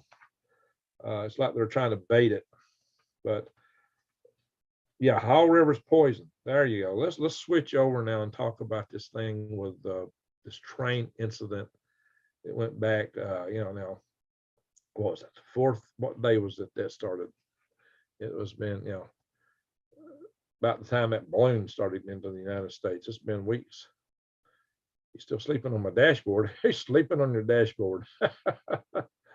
So, hang on, guys. Let me move something here. Ding, ding, ding, ding, ding, ding, ding, ding, ding, ding. Hang on. There we are. Got over on the wrong channel. That's not what I want to watch. Stop that. Yeah, Lee's playing some stuff that's it causes copyright issues, and he knew he was going to go there, so he backed out there. So this has been going on for 11 days in Ohio. 11 days after this toxic spill started in the fires. There were some 50 train cars derailed east of in East Palestine on the 3rd of February. they say 20 of them were carrying hazardous substances. More than 2,000 residents had been evacuated, but they've come back in. No people have died, allegedly, but several reportedly got sick. There could be long-term health ramifications from this. They're claiming that there's a lot of animals died. They claim 3,500 fish died.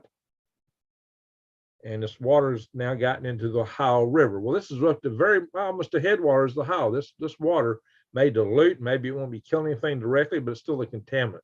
It's going to go all the way down the Ohio River and back up and over and down the Mississippi River. And we'll probably get more and more dilute as it goes, but that is a horrible thing. So the thing most people were worried about was the vinyl chloride, which is, it's a colorless gas. I did in one of my previous videos where I did talk about this, I showed a material data safety sheet on this material. And so it's not pretty. It's not pretty. So, but now it comes out this train was also carrying several other dangerous chemicals, to include carcinogens like ethyl hexyl acrylate and butyl acrylate. Okay, I'm not a chemist, I'm an electrical engineer. Anyway, so a lot of people were really perturbed in the area that Sleepy Joe and Transportation Secretary Buttigieg were kind of AWOL on this switch with this accident in Ohio. And so Buttigieg finally put out an email today. So, oh, the department's got it handled, blah, blah, blah, blah. But, a lot of people are somewhat less than totally satisfied with that. NIMH says, he said, Nima, so he said on his channel, it's a LARP, live action low prey. Is that? Lee said it is a LARP, live action role play. I'm not listening to his channel right now because he's playing stuff that we can't air here. Stuff that is would cause a strike on copyright. Do not confuse patriotism with nationalism. That's true, Patriot Prepper. That's true. I would say John Brennan would be a nationalist, but not a patriot. How about that? Some people of his ilk, right? Glowies in chart. Glowies in chat. What are we talking about there? Glowies. Anton, train was on fire for 40 minutes prior to the derailment. Yeah, I saw some video of that today. And supposedly they're trying to put this off on the wheel bearings of the train. And supposedly there's sensors along the train tracks that look for temperature on wheel bearings. If they get too hot, they're supposed to notify the railroad to slow the train down to stop it. Now it's possible that there were bad sensors, but my experience when I've caused wheel bearings to wear out and catch on fire in a trailer I was pulling full of worm castings. Well, I tore the trailer up good. I had it overloaded big time. It was just smoke. The video I saw looked like open flames underneath the whole car. Let me stop the shit. So it looked like open flames underneath the entire car. That is, maybe I'm missing something. Maybe those wheel bearings got more oil. Maybe it's more volatile, but that looked like a lot of fire for a wheel bearing fire. So, yeah, what was that? A lot of people think it was intentional. Now, it is true. Vinyl chloride has a boiling point of 8 degrees Fahrenheit. Well, if some of it leaked out, then yeah, you would have had a huge problem, right? 8 degrees Fahrenheit is pretty darn cold. So some of that stuff leaked out. If there was a leak, yeah, it could have caused a problem. Total negligent, let's see, let me find that comment, just Arnold's comment. Totally negligent behavior from the railroad company to handle hazardous materials that higher the standards for maintenance, rail car protocols, inspection. So why this event happened? Good question. It could have been entirely negligence indeed. A lack of proper safety culture. Every time NASA has an accident, the accident investigation report comes out, the first thing it says, first sentence and first paragraph, it cites a lack of a proper safety culture. And I imagine the next one's going to say the same thing. Bedtime. Well, you're going to bed early tonight, Chewy. Tico, maybe a jumbo jet with, I don't know. That's a little bit of a stretch there, Tico. One of them, I don't know, Scotty. I don't know. That's just, I don't know. It could have been, look, trains derail. There are accidents. Is my friend from Rogersville in the house? We got a guy from Rogersville that knows my friend, Lee, shoot, come on, Greg. Tucker, what's his name? Not Lee. Randall Tucker. I used to support him at NASA. He had worked for the railroad for years and he switched to NASA. And he was involved in a train derailment that was real close to Huntsville, just west of Huntsville. And it had several toxic cars on it. And it's all I think they did have a small fire start, but it wasn't small. But it wasn't anything like what you see in Ohio. They were able to contain it. But he talked like that was a very horrendous thing when he told that story. So maybe that my other friend who's same town he's in might have heard this. Maybe you know something about it. Maybe he's told you part of this too. Bill the Kid, Norwood, in U.S. Army basic training in Russia was the boogeyman. Oh yeah. Yeah. But we still, when I was in the Army, all the sergeants were Vietnam vets, and that all we sang was Vietnam War songs. But Russia was definitely the boogeyman back in the day. White quitting or laying flat. Oh yeah, that's the Chinese thing for a lot of the young people that don't want to be part of the system. They call it laying flat. Taco,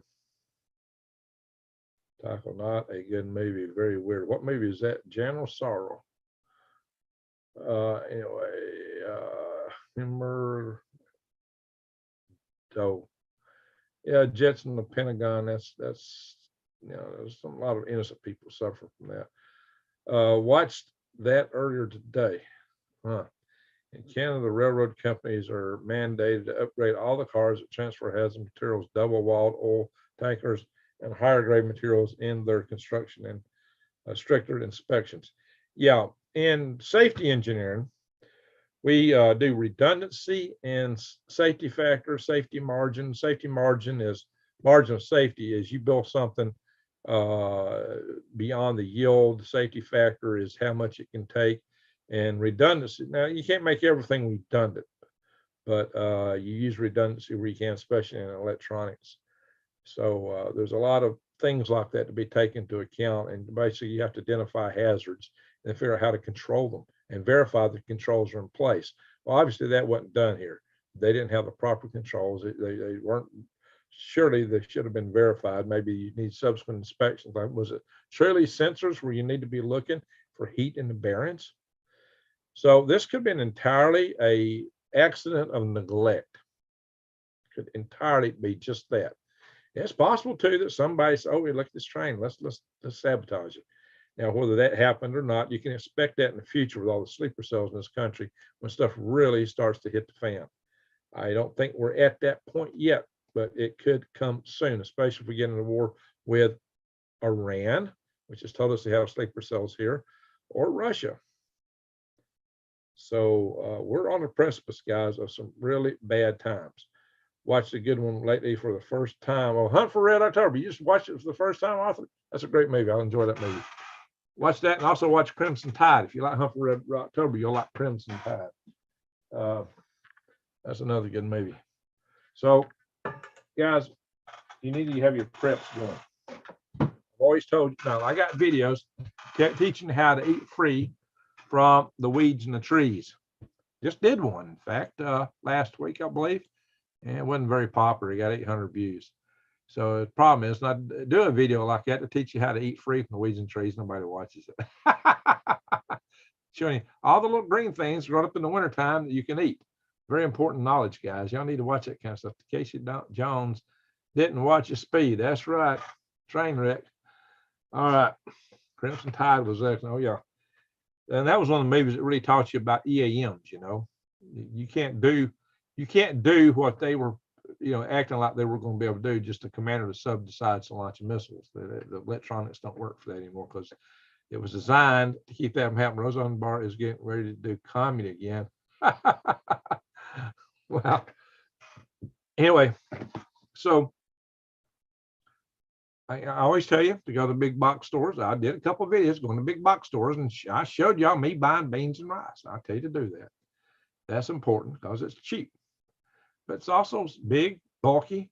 You need to put it in some 5-gallon buckets and put some Mylar bags in there and seal it off. Put some oxygen absorbers. I'm real bad to buy the bags and the buckets and the beans and never combine them though, because it takes time.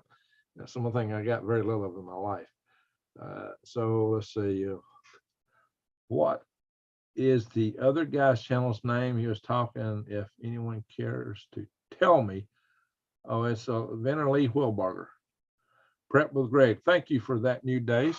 And here's one of the things you can get with Prep with Greg. You can get this for over $200 off for 3 months supply of this food. This very lightweight, by the way. This is 2 weeks. You get 3 months supply is 6 of these buckets. This is 2 weeks supply here. I imagine all the food for 2 weeks. You just toss it around like that. Oh, this stuff is freeze dried, so it takes all the water out. But it's the food just with the water taken out. When you reconstitute it, it returns to being regular food again. Noodles are noodles. It's not some puree.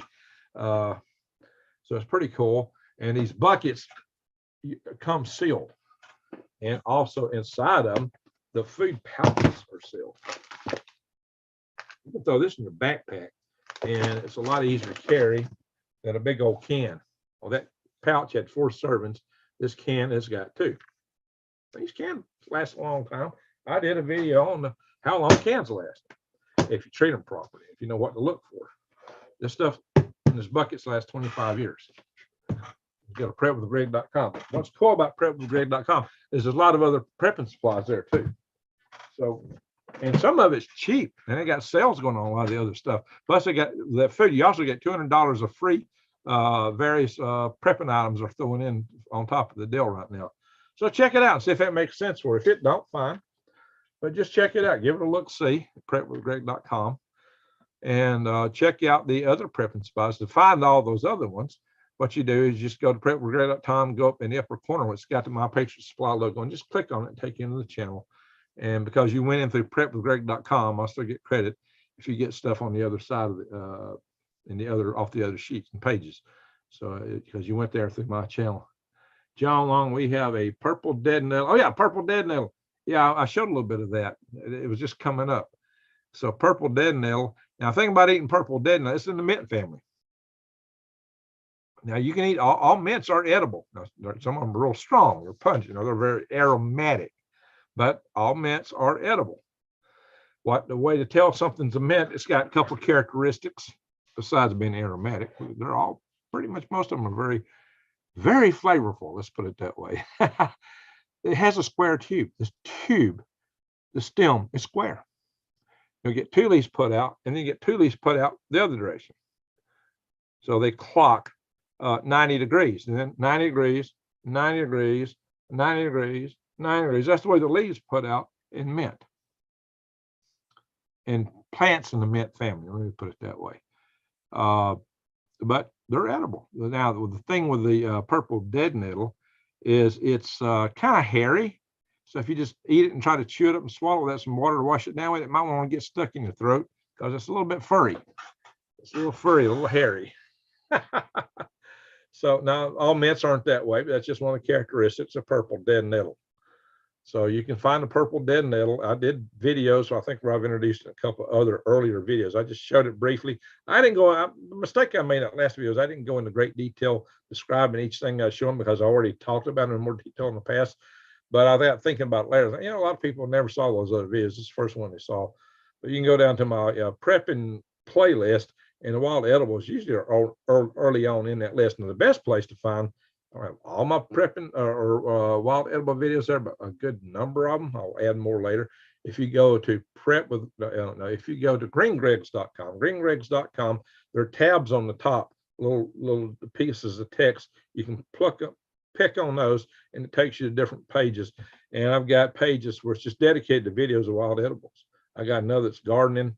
And I think the gardening one also includes aquaponics and microgreens. And then there's a playlist for worm videos. And it takes you through what you need to know from the beginning all the way through. Hey, Tim, how you doing? Stinging nettle. Stinging nettle is different than purple dead nettle. Stinging nettle is said to be the most nutritious thing out there.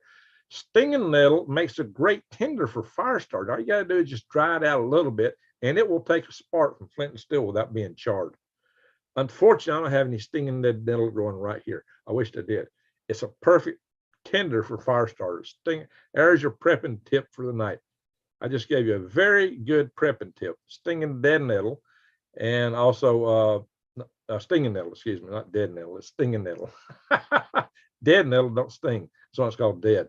Pardon me. One of my very early ones, about 4 common backyard edibles. I'll go over material again. Yeah, Jason Avery with Green Country Agroforestry covers a lot of material like that. He has got an excellent channel. Guys, if you've not subscribed to his channel, get over there right now and subscribe to it. He's got excellent material, stuff you need to know for surviving when the grid goes down. Learn it now while you can. Isaac, glyphosate treated, yeah, that's nasty glyphosate treated soil. I used to think, well, the good thing is we still got a lot of pastures around where they're not spraying that because grass, they want grass to grow. Well, somebody had to come up with a chemical that would work to let grass grow and then wipe out the other stuff. And it's just like glyphosate, but they call it Grazon. And so they took the platform that would be great for your garden, getting compost from it through the manure of animals, and they filled it through a chemical called Grazon, which will wipe out your garden. It's like, oh my God. You just want to spray this stuff everywhere. It's nasty chemical, nasty chemical. And the thing is, people think, well, oh, now we got these pretty pastures. They don't have any weeds in them. So we got all this beautiful grass and we feed it to our horses. You're probably killing your horses because that stuff, that and glyphosate messes up your gut biome. Your gut biome is essential to your immune system, and it affects things like your mind.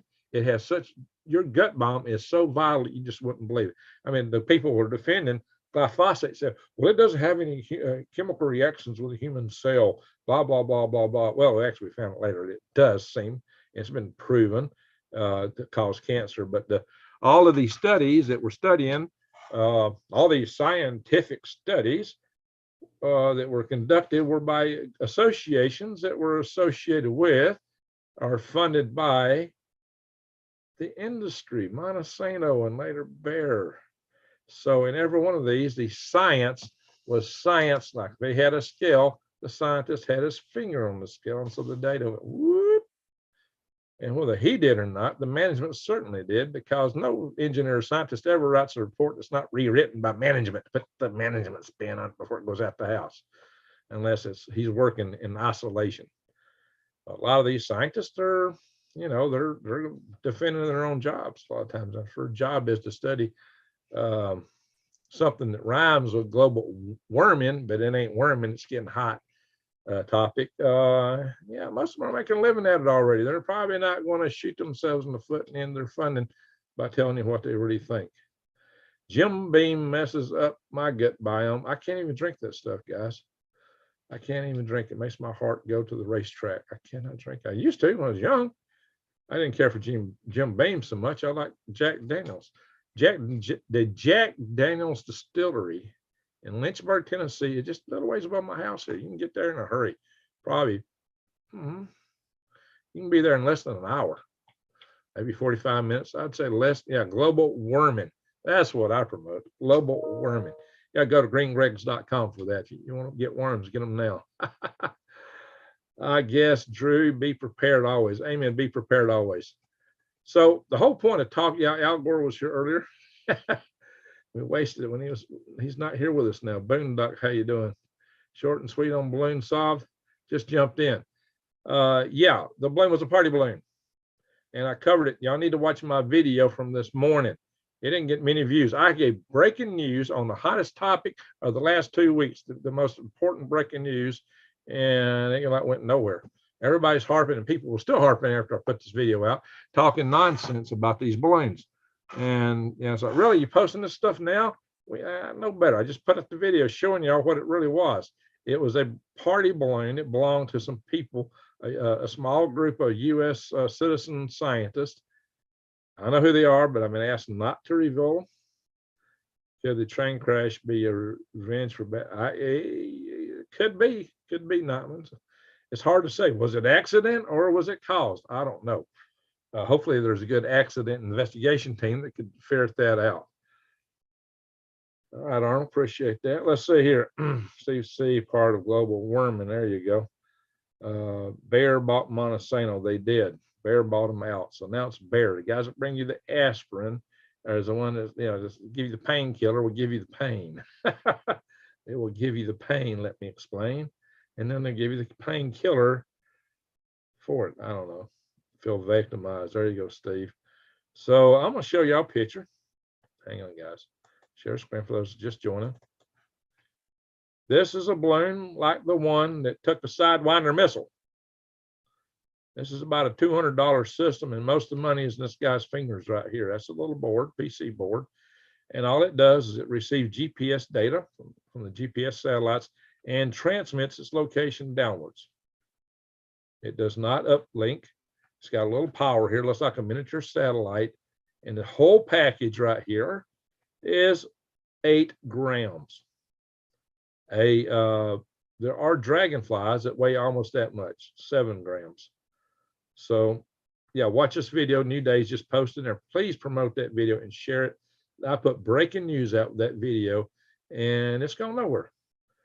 Actually, I had some people unsubscribe on that video. It's like, really? All my other videos have been gaining subscribers lately, but somebody didn't like that. I don't know why. If somebody don't like it, please tell me why. I like to see what somebody didn't like about me breaking news. I watched your video early on the civilian balloon. There you go. Yeah.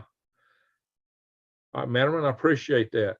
But there was somebody didn't like it, but it never took hold. It didn't go out there, even though I broke the news. But there was no other news media, no one on YouTube telling you this. I had this because I'm in the balloon launch community. Yet I'm watching other videos, all kind of other people lecturing to me about balloons and what can and can't happen, and telling me from their videos that nobody will ever try this again, you know, in terms of an EMP advice. Don't worry. It's like, really?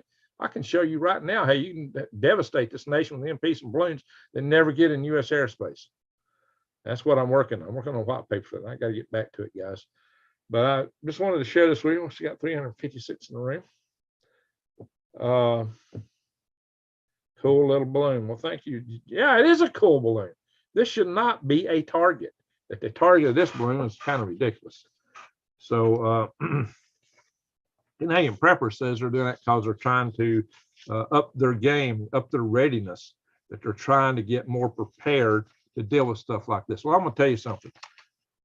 If the nuclear would put in one of these for an EMP, weighed 200 pounds, you had 50 pounds of electronics, and then you got to factor in some weight for the balloon and everything like that, you're going to need a balloon that's got about 88,000 cubic feet if you're just trying to get it to 53,000 feet. You run it higher than that. Higher, that means it's got to be a lot bigger balloon. But I was just trying to come up with the minimum size balloon that you ought to target. And what I came up with was a balloon with a diameter of 55 feet. You might just round it down to 50 feet. No balloon under 50 feet should ever be a target. 50 feet should be the threshold. You'd have like 100 feet diameter at 100,000 feet. So, and I've flown balloons myself with rockets that were 100. Thank you, Nightman's wife. Yeah, share my videos, please, guys, especially this one. Share it as much as you can. Share it wide, put it in various groups. Because people need to see this. And I broke the news. I had this story last night. I wanted to put out last night, but somebody came here and thought they had to talk to me, and they really didn't. But they knocked me out of doing this last night. This video would have probably done a lot better if I posted last night instead of 3 hours this morning. So please share it. Let's get this thing rolling. How the heck did they see that tiny thing? Well, it's eliminized. because all that metal up there, it makes a heck of a radar reflector. It probably looks a lot bigger on radar than it is in reality because it's got so much metal up there and a shiny metal. So that's how they see it. The other thing is that they have changed the gain on the radars themselves. They had them set just so they wouldn't see all this kind of stuff, which was considered noise. They didn't want to be out chasing bogeys around or noise with a radar. So they turned the gain down not to see this kind of stuff. But now, after the Chinese balloon crossed the United States, they decided they needed to be able to detect things. So they turned the gain back up. So now they're seeing every little bitty party balloon flying. And they're scrambling jets after them and shooting $400,000 missiles at a $200 package here. And most of that money is right here in the guy's fingers. You know, the balloon don't cost anywhere near that for this kind of thing. I'm tempted to fly another one of these just for my own self. But yeah, so they're cheap. Now I will confess that a lot of components on these boards did come from China. I got one of my good friends builds and sells these. Hello from Kentucky. How you doing, Greg Smith? Greg, lots of homesteaders are leaving YouTube. They swipe subs in hours. Now, what do you mean swipe subs in hours? Lots of homesteaders are leaving YouTube. What do you mean by swiping subs? Just if they've been subbing, they unsub it. I don't lose hours of watch time. So I don't know what you mean by that. The Air Force pilot could see the strings on the balloon. That was the one over Lake Huron. The one over Lake Huron was probably a Chinese or Japanese, whatever it is, whoever does little lantern balloon. That would be my guess since it was octagonal. That's my that's my guess based on the fact it was octagonal, because those things a lot of times have a little octagonal frame at the bottom. They put a little candle in it, it heats it up and it flies up. And sometimes they'll have strings on because they're decorative. Those are decorative balloons. The one over Alaska, I don't know what that was. Could have been a balloon like this. Sidewinder missile cost about 215 ounces of gold. Wow. Wow. Pet Prep Radio. Howdy, y'all. Appreciate you. Well, thank you there, Pet Prep China. Now, I do have for people leaving YouTube, I've got a channel. Actually, I got two channels. On one of them, I'm not being putting out because I only got a couple of videos on it. And I think I got an issue with it. I got a Green Greg's channel on Rumble. And all I got was 2 worm videos loaded to it. I think I redo that channel. I think it's got a problem. And I've got a swivel head news channel on Rumble. And I've been putting a few of the videos I put up here on there, but it's got some videos I won't put on here because I will say things on Rumble I won't say here. So I did create a couple of videos in the beginning of the playlist. It's all videos that I would not do on YouTube. So I do have a Rumble channel. So people are leaving me from here, they can go find me on Rumble. What if you stuck a road flare in one of them Japanese lanterns? Well, you'd probably want a bigger lantern because it'd burn up the small ones. But yeah, it would probably work. Boy, that'd be a fire hazard. Holy smoke. Hope nobody does that. Green Greg, Randy from Blue Bottle Bunny Farm was in the chat. He had a good news on his cancer. Oh, is he still here? I saw Blue Bottle running front end, but I didn't see him say anything directly. Let me go back up. Is he still here? Yeah, we hadn't seen him in a while. I mentioned that the other night. So we hadn't seen Blue Bottle Bunny Farm in for a while. We hadn't seen Randy. I was worried about it. Scrolling back up, see if I can find his comment. I can't scroll all the way back to the beginning, unfortunately. So we talked a little bit about the train wreck. We've talked about this balloon. We've talked about the troop deployments. Wool gathering. Okay. Hey, Brandy, how you doing? Are you still in the house? Stan? Johan?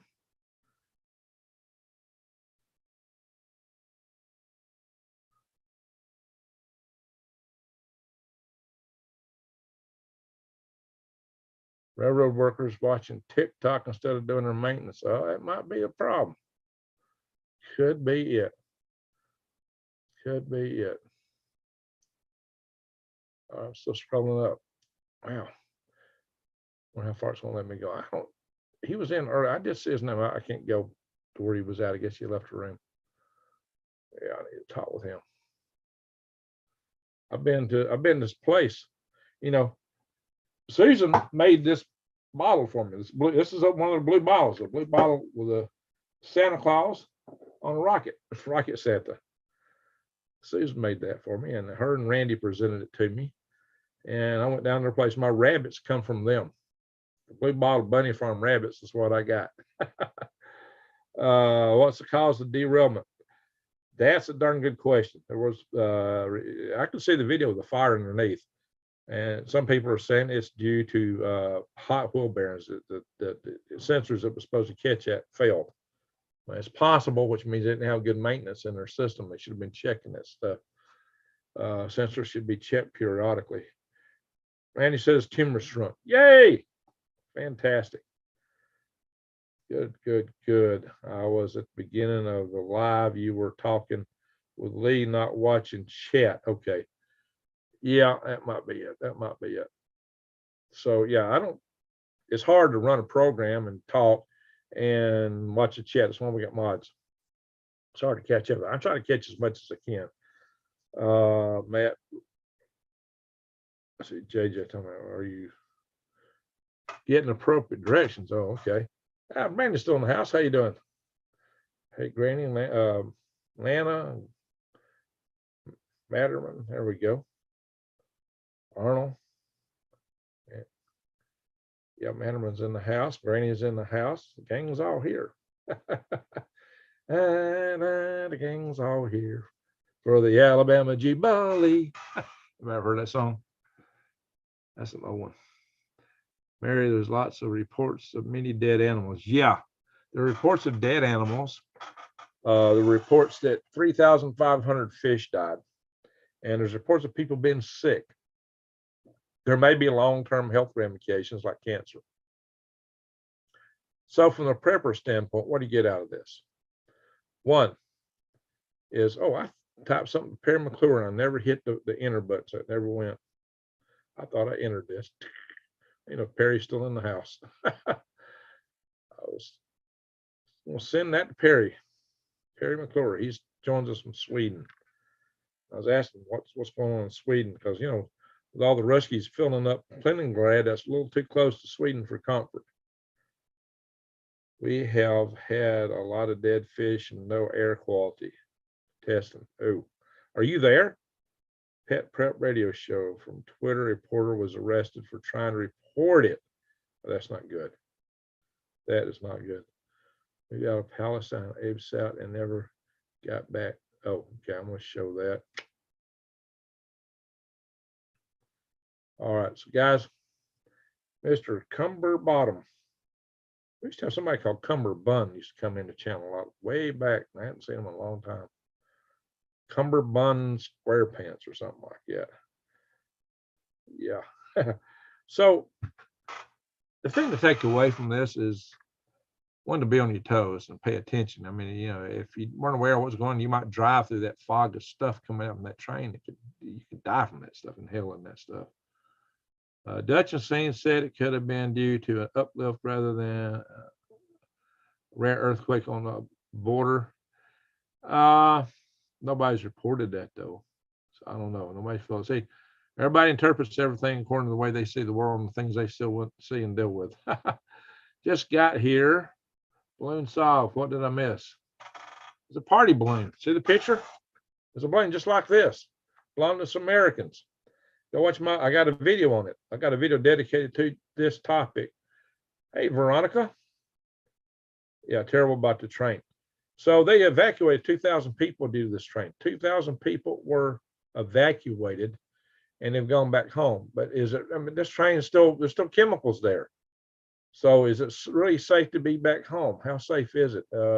What's the long-term health ramifications? They breathe this stuff, cancer, things like that. Yeah, Dutch sense is an earthquake guy, so everything's an earthquake to him. To a hammer, everything looks like a nail, right? To a hammer, everything is a nail. He could be right. I won't say he's wrong, but I'm saying to a hammer, everything looks like a nail. They have had newscasts on how to clean poison from your house exterior. That's a good thing to pay attention to. Decontamination. Yep. Pet prep. We live next to a railroad. That's a short spur from the industrial area, not as line it moves freight. Okay, that's good to know. yeah, if you live close to the railroad, you really need to pay attention to the just chemical warfare cleanup. That'd be the same kind of thing. So, how you say that? Kolahi SF. Okay, I'll check out the video later. Yeah, it's the video I posted this morning in the wee hours this morning. I recorded it last night, but it was too late to post. If you post them in right around midnight, they will absolutely tank. We'll have 300 or 400 people watching it. I probably posted it too early still, but I wanted to get out while it was breaking news. I thought somebody would come out with it. I was afraid somebody would come out with this before I did. And I don't think anybody else is showing you what I'm showing you here, but I'm the guy that brought the news that this was a party balloon, and I know who it is. Nobody else has done that. So you guys have got the heads up on this that nobody else has got, because all the news media, all the kings and all the king's horses, they missed it. They missed it. They didn't get this. So by being a follower of Green Greg's, you get breaking news. And it's been several times I broke news. I have beat the news media. I beat all the other YouTubers to telling you what was going down a few times. So this is breaking news. I got inside tracks into the world of balloons. I got some inside tracks into the worlds of rockets and EMP community, since I'm on 2 EMP committees right now. Wouldn't trust anything government says. There you go. Oh, they were still saying it was a UFO. They wouldn't deny it. They were acting like it was plausible that it would be a UFO up until what's his name made the announcement today. Mr. Cartoon Voice. I just mentioned his name earlier. Now, Jake, what's his name? Jake. Anyway, he came out and finally said, well, all 3 of them were actually party, small, tiny balloons, is the way he put it, but he didn't say they were party balloons. Seriously, they shot down a Mylar party balloon. Exactly. Yes, seriously. A $200 balloon shot down with a Sidewinder, AIM-9 Sidewinder missile that's worth $400,000. And they missed the first one they fired at the balloon over Huron Lake Huron. So they had to fire another one. Counting jet time and everything, it was $1 million missile for a $200 balloon. And that balloon probably cost less because it was probably just one of those Chinese lantern balloons. So probably nothing like this. So yeah, they said this had a payload hanging from it. Well, there's your payload, guys. About 8 grams, just 1 gram more than some of your biggest dragonflies. That's serious. Some of your biggest dragonflies get up to 7 grams. So this is on the order of a dragonfly.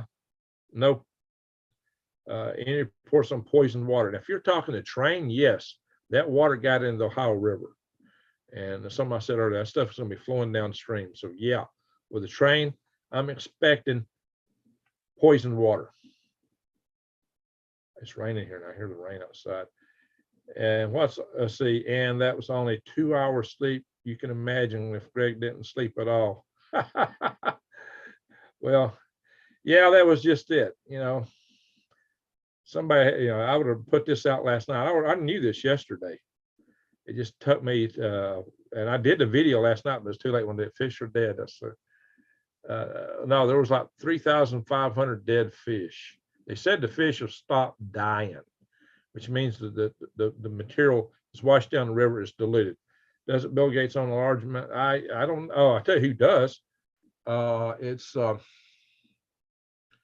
of his proteges. One guy that fought against that oil pipeline, another big billionaire, Warren Buffett. Warren Buffett owns big shares in the railroad. Warren Buffett.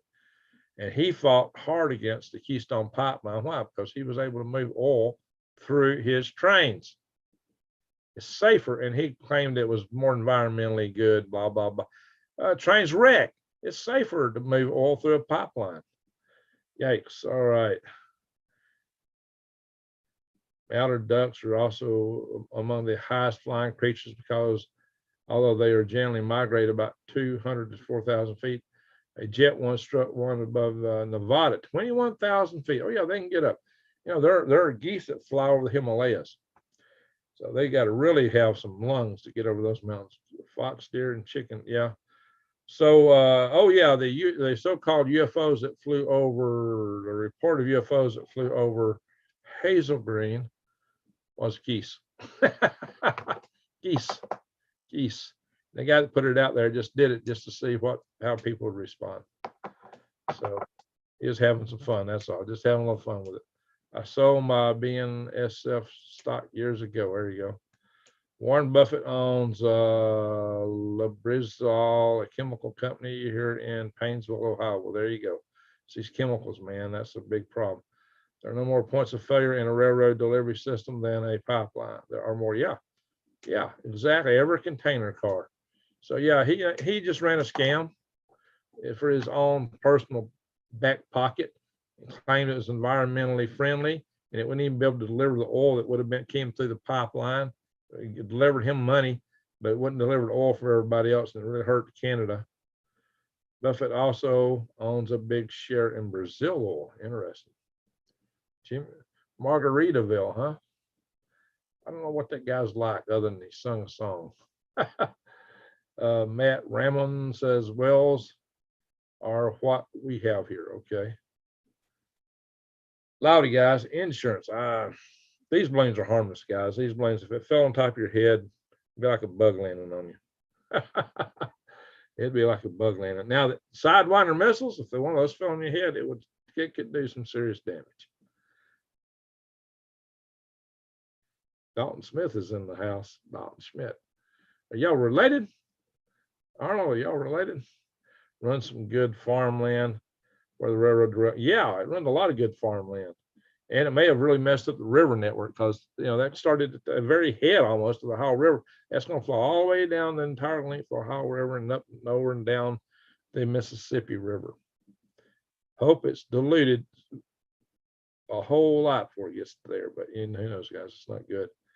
This would be a good time for locals to invest in ham radio, CB radio, and the walkie-talkies. You got that right. No relation. We know. There you go. Well, hey, I didn't know y'all talking to each other. Allison's not the most common name. I was at a conference talking to a George Allison. This guy walked up to us and said, hi, I'll introduce myself. I'm Jim Allison. And George and I looked at each other. Oh, by the way, you won't believe this, but so, and none of us were related. So there you go. Not a common name. So when you have three of us meeting randomly, that's funny. I plugged a set of speakers into a ham. Didn't pick up any radio signals. What did I do wrong? Turn it on. On switch. I don't know. Yeah, it could be a lot of answers that better than that. Jason's pulling a leg. That guy, he probably ham expert. All right, I found Jimmy Buffett on an Epstein. Oh my God, wouldn't surprise me. Wouldn't surprise me. Just look how many people are on that list, guys. Of course, Bill Gates. That's why his wife left him. But did she really leave him for that, or was that just her cover story? Because it gave her a good reason. She was okay with it while he was there, wasn't she? Electrocute that ham. Electro ham. How you doing, Wiseau? Good to see you in the house. So everybody, Wiseau put the link to the Tribe Network. Everybody needs to consider that. Look, guys, we're on the verge of war. We're on the verge of war in Europe. Will it go to full-blown World War III? Is it already World War III? I'd say we're already in World War III with China, since they're sending fentanyl to America. It's taking out 100,000 Americans a year. And yet we're not talking about that. Where's the indignation? Where is the indignation amongst us? We're losing 100,000 Americans a year. And yet they want to rally against our pet nugs that take out less people than hammers in this country. So the priorities are wrong. So next time somebody talks to you about nug control, look them square in the face and say, oh, yeah, well, how about all that junk you're allowing through the border? It's killing 100,000 people a year in this country. Far worse, far worse. 100 times worse than anything you're crying about. Don't let them get away with it. Tell them, I didn't learn my vowels in Morse code. Yeah, feed your nugs. That's right.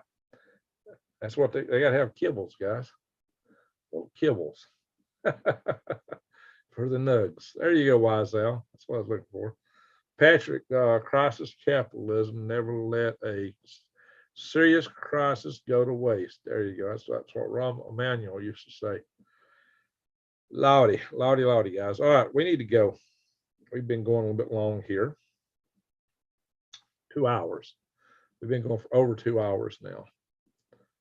Lazo can get my number for GG or New Days. There you go. All right, ban the hammers and leave the nuggets alone. There you go. Let the carpenters fight. Get into the fight. Ban the hammers. Hammer control. Yeah. Or how about banning people, let people bring fentanyl across the border, open borders. Anybody that votes for that should be banned. Have to change back to Smith, okay. I don't know, Sue, Sam, let's see. Criminals throwing, yeah. Twitter, okay, is that your thing on Twitter? All right, very good.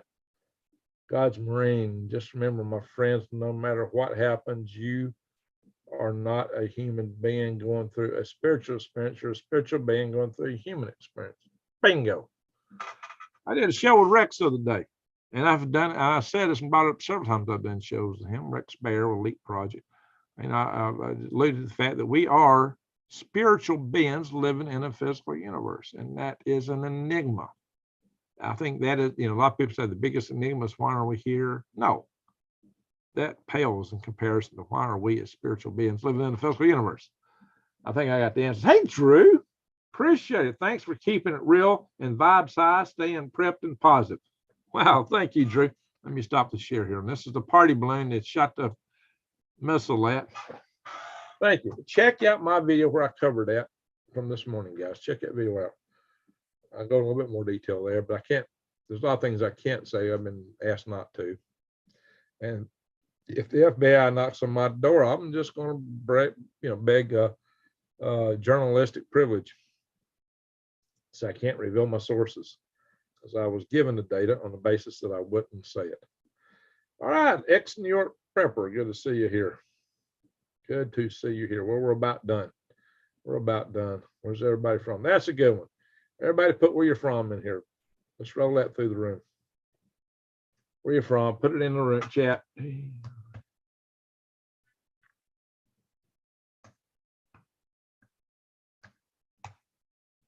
I can't even spell. Look at me. Tell him to spell the name of the town I'm in. I can't type.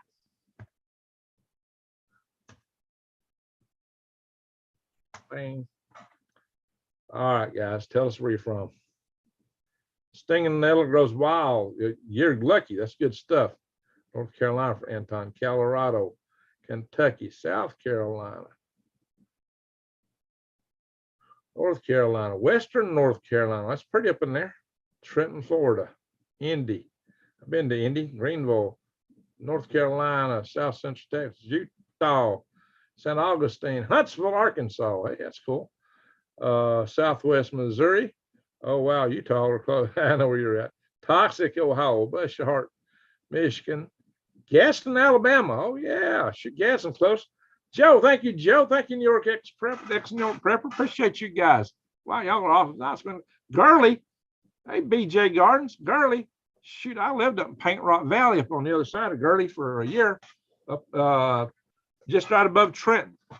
If you know where the road goes off to the Three Springs and the Blue Hole, Guess Creek, and you go up, there's a house with 2 front porches on it. It's got the big cedar porches, posted to painted white. The next house up with the big red barn. I lived there in 1988, 89.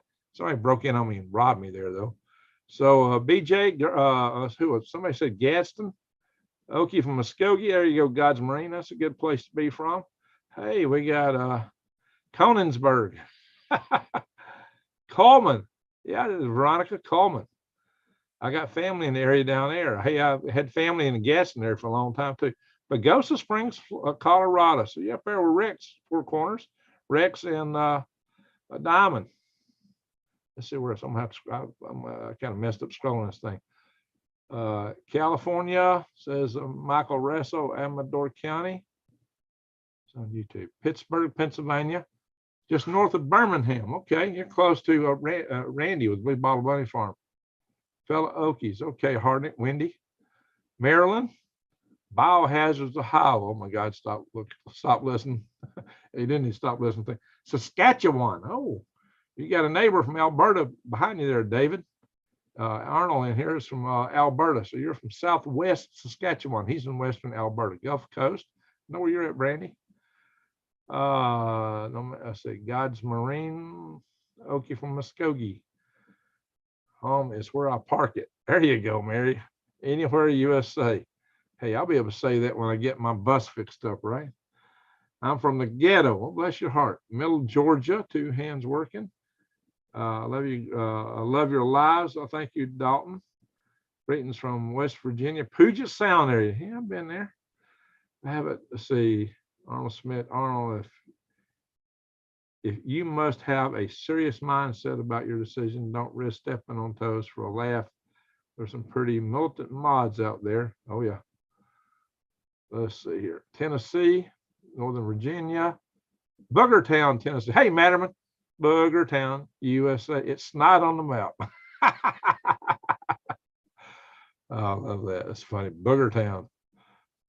Matterman, Boogertown. That's my people from all over town. So if you want bargains, you'll go to Boogertown, USA. Yeah, bargain town song. Senator Stackhouse. Hello, Greg. Let's see. Leslie is talking about the stinging nettle in Wintern area. Yeah, stinging nettle's great. So East Kentucky, Willie D. All right, South Dakota, Doug Stern. I see. I just got some seeds from SAS trying to reintroduce the prairie wildflower. Okay. Arnold, not nice. It's just folks who don't think enough prior to deciding to act. There's a lot of that, Arnold. A lot of that. People just, when I was in the Army, we used to have a saying, our drill sergeants put out some of the smarter ones. Just put your mind in gear before you put your mouth in motion. That's some good advice. I always love that. All right. Hey, Cha Cha, how you doing? And our baller 4518, Northern New York. Okay. Let's see. Madison, Alabama. Well, you're a neighbor, DPX. I sell my farmer's market I go to is in Madison. DPX. Trying to see what's in your logo there. I can't hardly see. Some of these logos are hard to see. Middle Tennessee, Fort Worth. I might go to a conference in Fort Worth on Memorial Day if I can get everything cleared out. Solemn Acres. We have tons of purple dead nettle and stinging nettle. We should have some stinging nettle around here. Oh, yeah. They opened the envelope and the flower seeds when it came across the border. Oh. All right. Worm the planet. All right, guys. Very good. All right, guys. I got to get back to work on this white paper. I need to end the video. I got work to do. I need to do it before I fall asleep. That's why I just poured me another big cup of Java here. You can see it a little bit if I hold the camera right. That's 4 cups. Arr. I'll take my sleep line down. I've taken a big mug. Yeah, I have access to Arsenal. Oh, Redstone Arsenal. So you work at Redstone Arsenal? Yeah, I work out there. I was there Monday. For all the talk about, a lot of people talking about DEF CON, it's quiet on Arsenal and everything, just normal, like nothing going on. Nothing going on according to Arsenal, the way it operates right now. Of course, we get helicopters flying around from time to time. That's always going on, testing the test range, rocket motors going off at NASA. In fact, my last video I did last week, I didn't do one this week, the one I did last week where I was showing y'all a lot of edibles was going on the trail on my way walking to the other building. You could hear rocket motor go off in the background in that video. When he doesn't sleep, he should try it rum. Guys, I drink this stuff to stay awake because I got a lot of work to do. Slipping home, hot winter tea. There you go. Guys, I appreciate y'all. Y'all been great tonight. I've had the best super chat night in a long time. A long time. I got to go back 2 years to find a night I had as good as super chats. But I had probably the best ever single super chat on this channel tonight. So I really appreciate that, guys. General Sorrow, we have a good one. Leslie, good night. Yep. Guys, Wazow, there's a flight crew launch on the 26th And I'm looking forward to watch. Okay, very good, very good. SpaceX launching, I guess, on Falcon 9. Tomorrow's project planting. Yeah, he said Chin. Yeah, you're talking. It's in the family, same family as lamb's quarters. What do you call it? Jason's got the tongue for that stuff, for that lingo, for the plant names, the scientific names. Yeah, I should know how to pronounce that. I did. I can't. I got brain a lot tonight. Been in severe pain. Oh, Granny. Oh, stay frosty, Greg. Hey, yeah, old Black Scout Survival says at the end of his video, stay frosty. That's good advice. I like his channel. I like his channel. I'll give him a shout out. Give Prepper Nurse 1 a shout out. You know, I gave Nate a good shout out this morning, you know, with a Canadian prepper. So we can do that. A lot of good channels out there, guys. A lot of good channels. That Prep Radio Show, God bless. That was a big one. People crew lunch. Yeah, that would be like Falcon 9. It's the only thing we're launching people on right now. We'll launch them on the SLS soon. And they just did a 31 engine fire on the Starship. Just 5 seconds. It's got to burn over 2 minutes. But hopefully they'll get there. Bush family, form of the American chestnut. Oh. All right. Jason, I got to have you on again. I got to have you on. Doug, you just came in. Okay, folks, I'm training my donkeys. There you go. What are you training your donkeys to do, Doug? Starship soon. Oh, yeah, it's going to be interesting. Let's hope the thing will work. He's trying a whole lot of new things all at once. That's a lot of risk. I'm soaking old seeds and Eric acid to germinate old seeds. Oh, that might be what I need to try. When do we need to talk? I got a bunch of old seeds I need to get going. Love the show. Thank you, Lord Kitchener. Thank you, guys. Bring me up, Scotty. There you go. All right, guys. Hey, I really appreciate everybody being here. Thank you. I appreciate it. Y'all been wonderful. We had a really good chat tonight. Hey there, Doug. Appreciate that. We've had a good chat tonight. Everybody kept it clean. I can't sit here and just watch it constantly because I'm talking. I didn't see a single wordy dirt. Not a lot of disrespect. So we've had, I think, a good chat session tonight. If somebody disagrees, tell me so. But from what I could see, it looked like a good chat session. A lot of good super chats. I really appreciate that, folks. If you want Greg to do a show on CP, you have to go to CP's channel and comment and invite Greg as well. Yeah, do that. Canadian Prepper has hinted at having me on the show. He said he wanted to have me on. I've sent him an email. I don't know if he ever saw it, but I did email. That don't mean he saw it. So I'm willing on the show. So that's what y'all do. Go leave comments on Canadian Prepper. Go in there and leave comments on this video. Say, hey, get Greg on. And he'll contact me, hopefully. He's found a lot of my other speakers, so certainly can find me. I'm not that hard to find. I got a website. My phone number's on it. You just got to leave a message when he calls. Tell him when he calls, you better leave a message because my ringers are all off. All right, guys. Hey, much love to everybody here.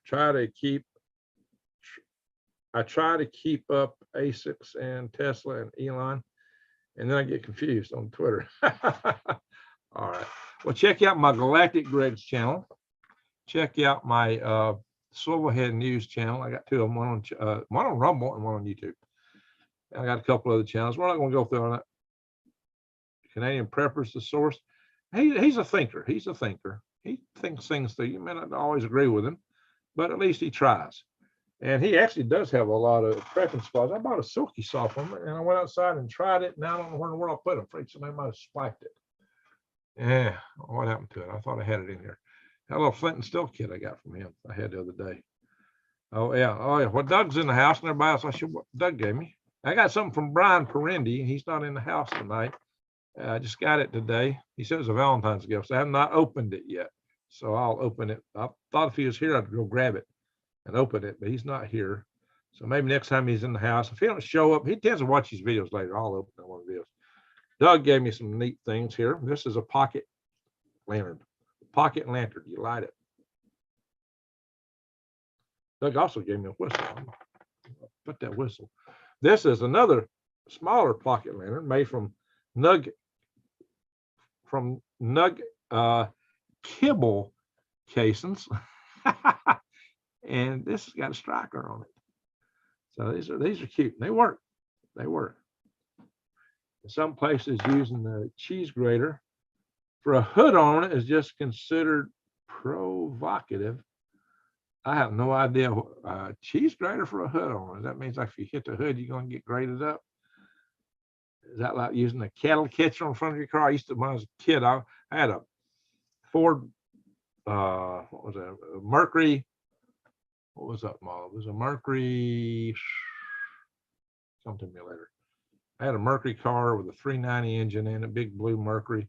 And I wanted to paint it black and put a cattle catcher on the front and put some fins on the back, like Batman fins. I want to add them on the back. That would have been cool. Mercury Monterey. That's what it was. Mercury Monterey. Packard Jones. All right, guys. Packard jokes. Anyway, guys, we need to go. Hey, Veronica. Yeah, she's just down the road from me. Coleman. All right, guys. We need to some of us to meet up locally and start a prepper group back up. Go and join our Survival Tribe network. What somebody just say? What was that? I watch Canadian Prepper. He gets slammed because he sells prepper equipment. Well, what's the problem? What's wrong with that? What is wrong with it? But then he'll slam somebody for selling this kind of stuff. But yeah, he used to. So I don't get it. But anyway, comment, okay? Mad Max. But hey, I do watch Canadian Prepper. He actually watches this channel. He might watch this video. He watches this channel. You know, comment occasionally. You get some good speakers from me, which is good for them. Hey, he ought to, because it helps those speakers that we're trying to get the grid hardened. So anything we can do to get that word out wider, he's got a much bigger audience. So I'm happy for you. You know, I wish you'd steal every speaker I got and put them up there and let them, you know, make their case. I say steal. It's not stealing. She's sharing the messages, getting the word out, because we got to get a grid hardened, and we got to take care of some other business. Taking out Nord Stream hurts Russia. Yeah, but it's probably going to have a lot of blowback on us, guys. It's an act of war. The fact that we got our hands caught in the cookie jar on it is going to be interesting. So, guys, we're coming into interesting times, and I'm not taking sides one side or the other. I'm just telling you, if you're not prepared, you're not paying attention. Eyes wide open, head on swivel. It's coming at us from every direction. So you need to be aware of what's coming. Take care of yourself. But I do like the end spontaneous combustion. I call that win-win. So, guys, don't be blaming it on the people, all these other countries. You know, what happens is people in leadership stir other people up to get them to marshal against one or the other. They play the people down the ladder. Down the ladder, people get played by the leaderships. And leadership is corrupt in every darn country we got in the world. It's all corrupt. Thank you for sharing that, New Days. It's corrupt. It's up to us, guys, to shake the system up and refresh it and wake people up that we need more freedom. That's why we got the Freedom Restoration Foundation at New Days just posted a link to. So we need to wake people up. A lot of people have been spoon-fed a message that's been funded by the CCP and got into their schools, taken that China good, communism good. There's good people in China, but this party I take issue with. The leadership in countries I take issue with, not the people. People tend to be pawns, including here. I mean, if you backed off the 1,000-foot level, look back at America, you might judge it bad. You know, our founding fathers, I think, had good intention in heart, but still, but they knew over time the system would get corrupt, and it has. So maybe we can pull that corruption out and wake things up, get things going better. Proudly promoting global warming. Well, thank you, New Days. I need help with lead network. Okay. She's trying to get some stuff set up for radios. So, guys, just remember this. There's good people from every country, every nation, however you want to slice that, every hamlet, city, town, shire, every nook and cranny of every shape, color, creed, of every religious background. You'll find good people from all over the world. Really good people. Good at their heart. Give you the shirt off their back. There's also bad people anywhere you go, but you won't find good people anywhere in the world. But just remember that. Just remember that. And remember this too, that as light dispels darkness, love dispels hate. So go out in the world and shine your love light. Maybe that's the best way we can counter all the darkness coming at us. A lot of darkness is trying to come in and invade our world, invade our minds if it can. Our very minds, our very soul, our very fiber. Keep shining the light, my friends. Shine that love light to the world. Show the people there's a different way. And do it from that basis, from love. Take a compliment, hard-necked farms. While trying to ban all gas equipment. Yeah, that's scary. Whoa, I just knocked myself out of the chat room. What happened? I just went over to tried to touch screen over on Facebook. Whoa, how'd that happen? Back. All right, got it back. How do we survive the shift? Okay, you prep as good as you can. Prep as good as you can for as much as you can. And if nobody's got infinite budget, do what you can first. It might be that all you can do is buy an extra can of beans or soup. Beef with country vegetables. Oh, that is not city vegetables. Nah, if you're grown right, that's just fine. So guys, buy an extra bag of rice, beans, dried beans. Buy an extra bag every time you can. Start piling it up. Crime is getting bad. Y'all don't submit. It is. That's what we got to talk about here. Leslie, now Arizona, the halftime show at the Super Bowl in Arizona featured dancers in hazmat suits. Isn't that weird? See, that's what you got to worry about. That stuff tends to be prophetic about things to come. There's talks about human-to-human bird flu coming soon. There's already one that's in other mammals, guys. So we got to get ready. But seriously, guys, have extra supplies. Learn wild edibles. Check out my greengregs.com. Go to the top, look across the links. There's links that takes you to videos of wild edibles. Get books on it. Keep the books. When it goes down, you'll still have the book. Get your water squared away. Yeah, water is the most important thing. So you remember the rule of threes. You can survive, 3 minutes without air,